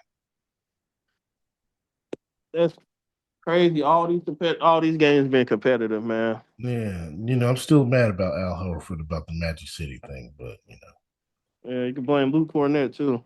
yeah, I'm mad at him too. Yeah, he's white though, so it's expected. No, I ain't like that at all. I was bad. Man, you gotta give him a pause. He a white boy. He don't know better, man. White boys go to strip clubs too. Just don't paint it as a Christian thing. That's the thing that bothers me. Like, stop painting it as like a Christian thing. Like, like I've known some women that's like dabbled into like the uh what is it, like exotic dancer whatever thing, not strippers, but like that sort of thing. And there's some people that's in it for like the money. There's some people that's like all coked out and drugged up, but like there's some women that just use it as like a body empowerment thing, right? So if that's what they do and they're getting money and nobody's bothered with it, just again, it's not like they were going to have strippers dancing on a pole in the middle of the floor. I highly doubt they were going to do something that crazy. No, no, But no. it's Magic City. No, they're just gonna have the Lou Will The lemon pepper wings, wings, you know what I'm saying? Some music. That's it. Why is that a and then bad? Why I is think that they have bad? some free T-shirts. Some t-shirt. Like, come on. Like, what's the problem?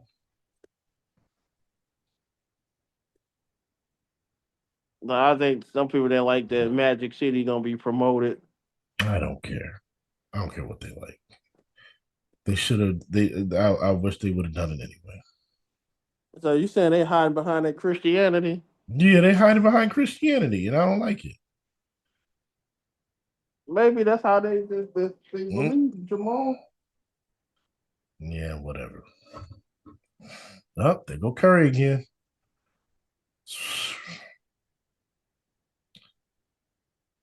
Nah, don't give me that belief stuff. You're hiding behind Christianity. You just hating. Hey, Golden State, if they advance, they might win a game. Curry go nuclear hot, or a game where Curry just outplays SGA. Well, they're gonna have to beat whoever wins the 7-8 game first, or they got to beat Portland. Phoenix. Oh no, Phoenix. Yeah, Phoenix. Curry nuclear, man. Hey, I ain't gonna lie. That's why I did not want to play them in the first round, man.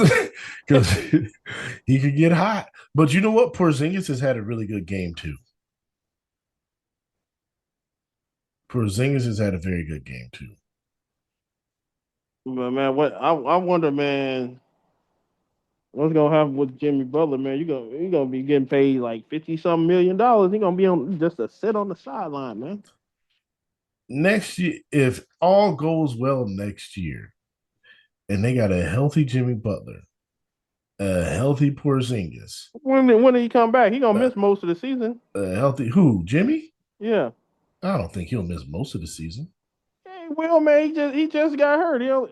No, he got hurt. He was hurt before the All Star break. That's what I'm saying. It's gonna take Jamal Jimmy. He's 37, bro. When did Jimmy get hurt?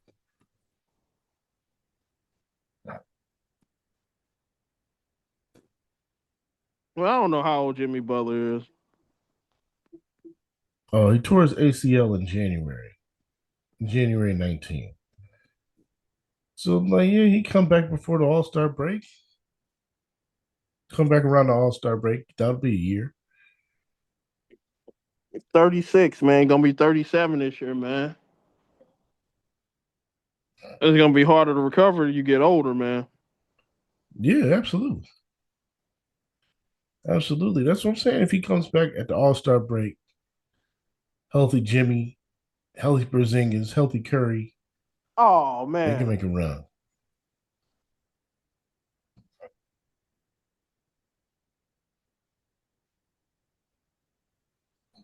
Mm, yeah, he hit the rim. That's a goal team.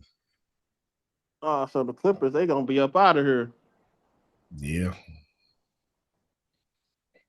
Where was this Darius Garland when Donovan Mitchell needed him?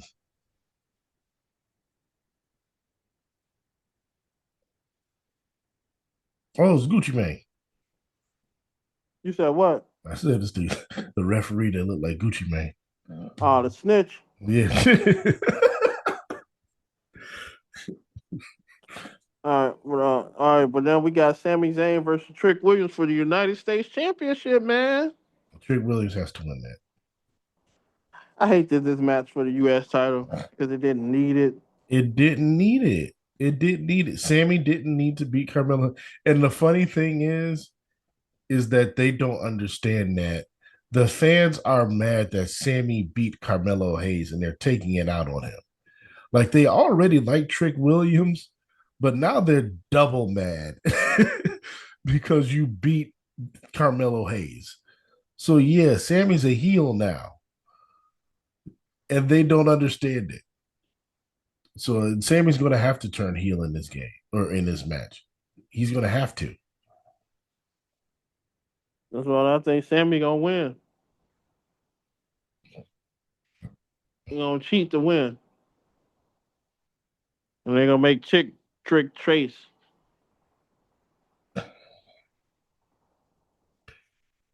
Yeah. Man, I know. Like if Openfemi beat Brock Lesnar, Trick ain't winning. They ain't Yeah. having two black dudes get crowned.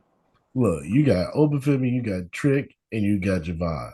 Kawhi got ripped, bro. He did. He got ripped by Draymond.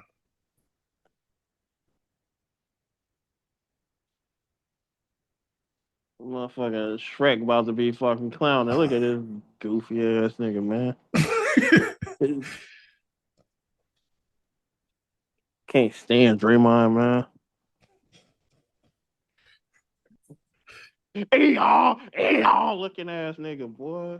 You know, Draymond, like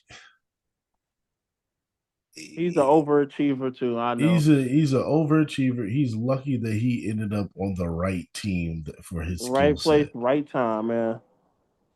Right place, right time for his skill set. All right. So that's it. And he's starting to ride, and he's benefited the most from the Curry wave, and he's starting to like think way too much of himself. And he talks a little You, bit you reckless for don't like the somebody. Draymond Green show? Nah, I don't watch it. You don't like the Draymond Green show, the best I podcast? I don't watch. I watch a clip every now and then, but I don't. You gotta watch Paul Pierce and Danny Green, man. They got one of the best hoops podcasts right now. I watch clips from it sometimes. playing football out there. Damn, boy. They motherfuckers getting knocked to the ground and shit. They ain't calling the foul. Yeah. Bye bye Clippers. Yeah, bye bye bye bye. That's why I wanted to play the Clippers, man. We would have swept them, man.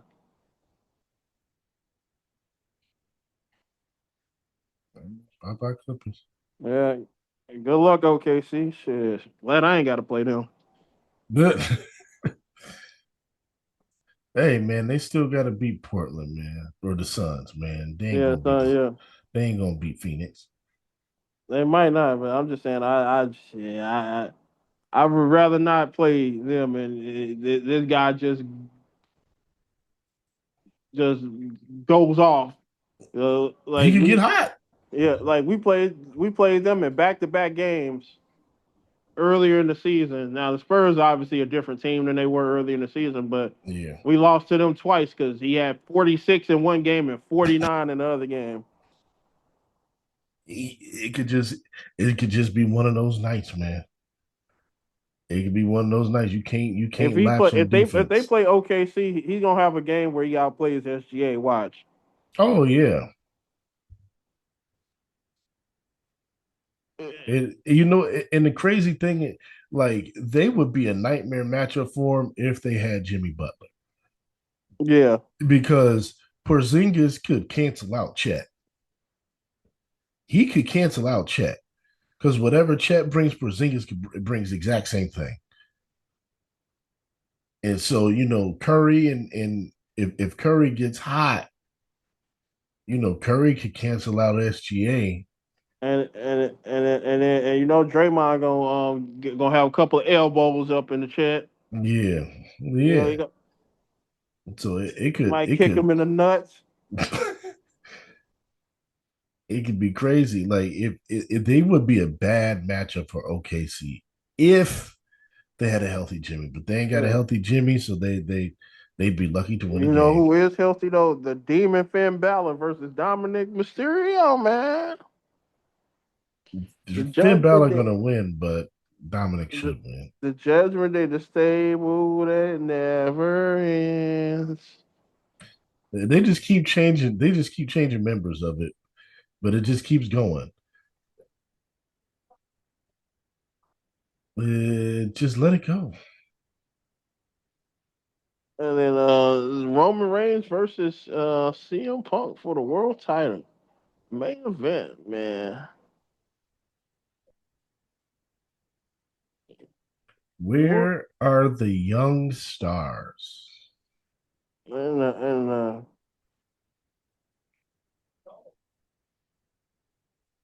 Is that Anthony Anderson?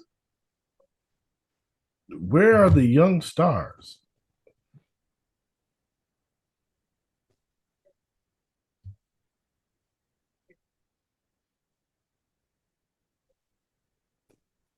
Yeah, they can't. You can't keep doing this.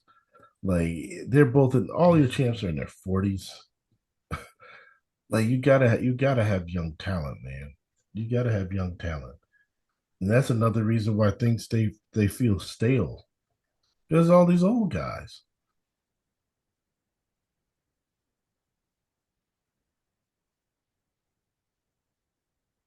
but then you forgot the main event, CM Punk versus Roman Reigns, man.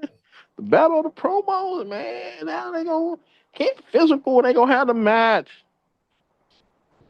I think they ain't get too physical. They ain't want CM Punk possibly getting hurt before WrestleMania. Yeah, yeah, because Punk he can't get injured.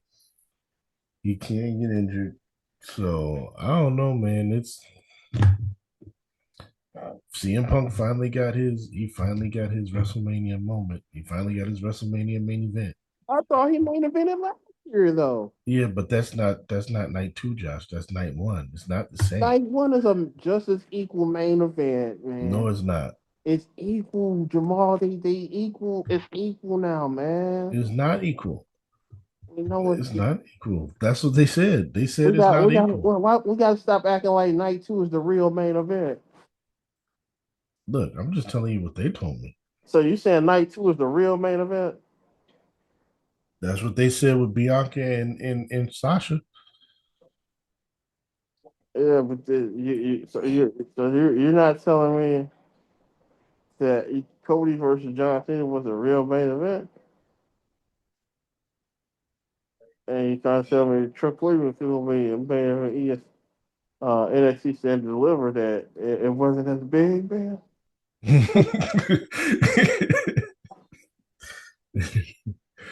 I just, you know what? No, no, no. You know what? Now that Cody's in the main event on night one, it is a main event. That counts.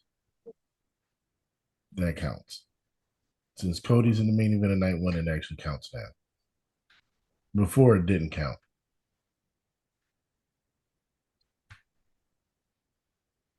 It didn't count before.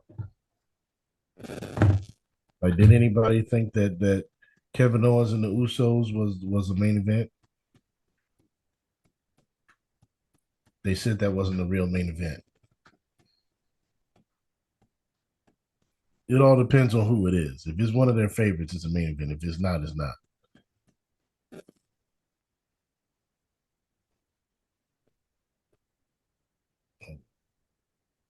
Well, bye bye Clippers. They did what they could.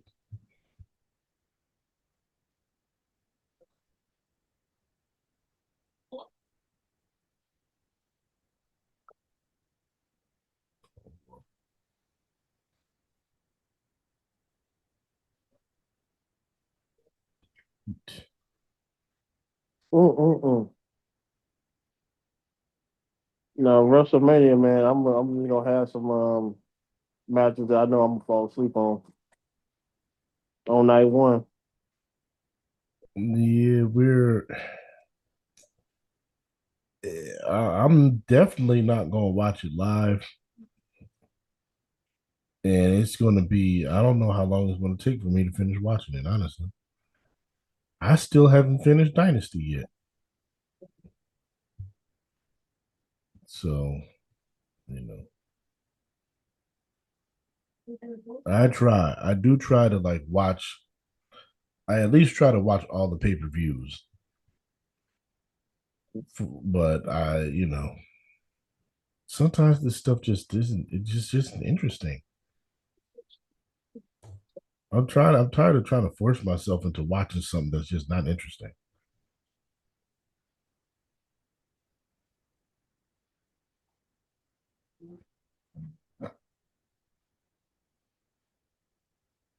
Well, we'll see.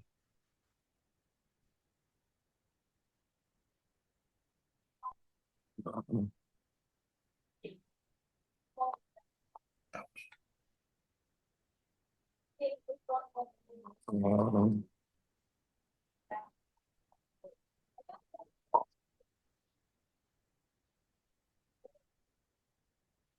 mm, See what happens. you said what? Well, I said we'll see what happens, man. We got John Cena hosting it, so Oh, maybe yeah, that'll. speaking of hosting stuff, yeah, Tiffany Stratton, all over the promotional material and everything, came part of the match. Yeah, that's true.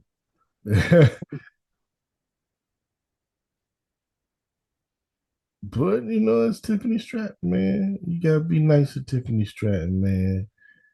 It's not her fault.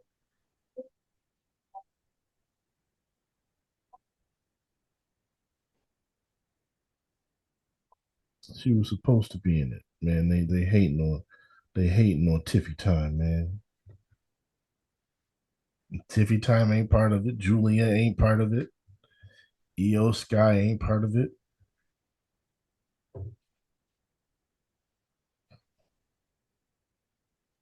You know, it's like you said, man. Not everybody gets to be on WrestleMania. That's just how it is. Oh shit! Not everybody gets to be on WrestleMania.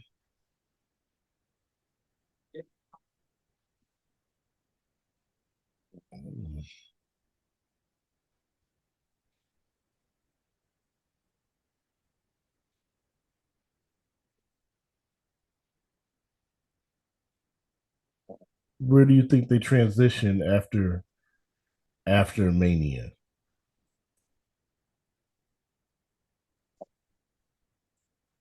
because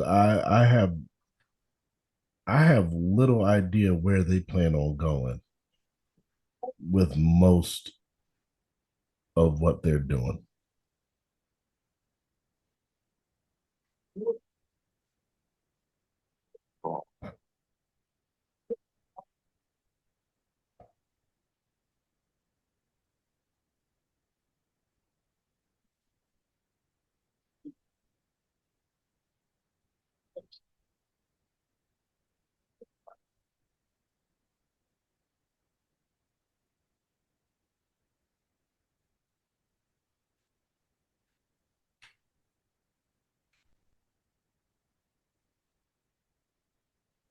Mm-mm.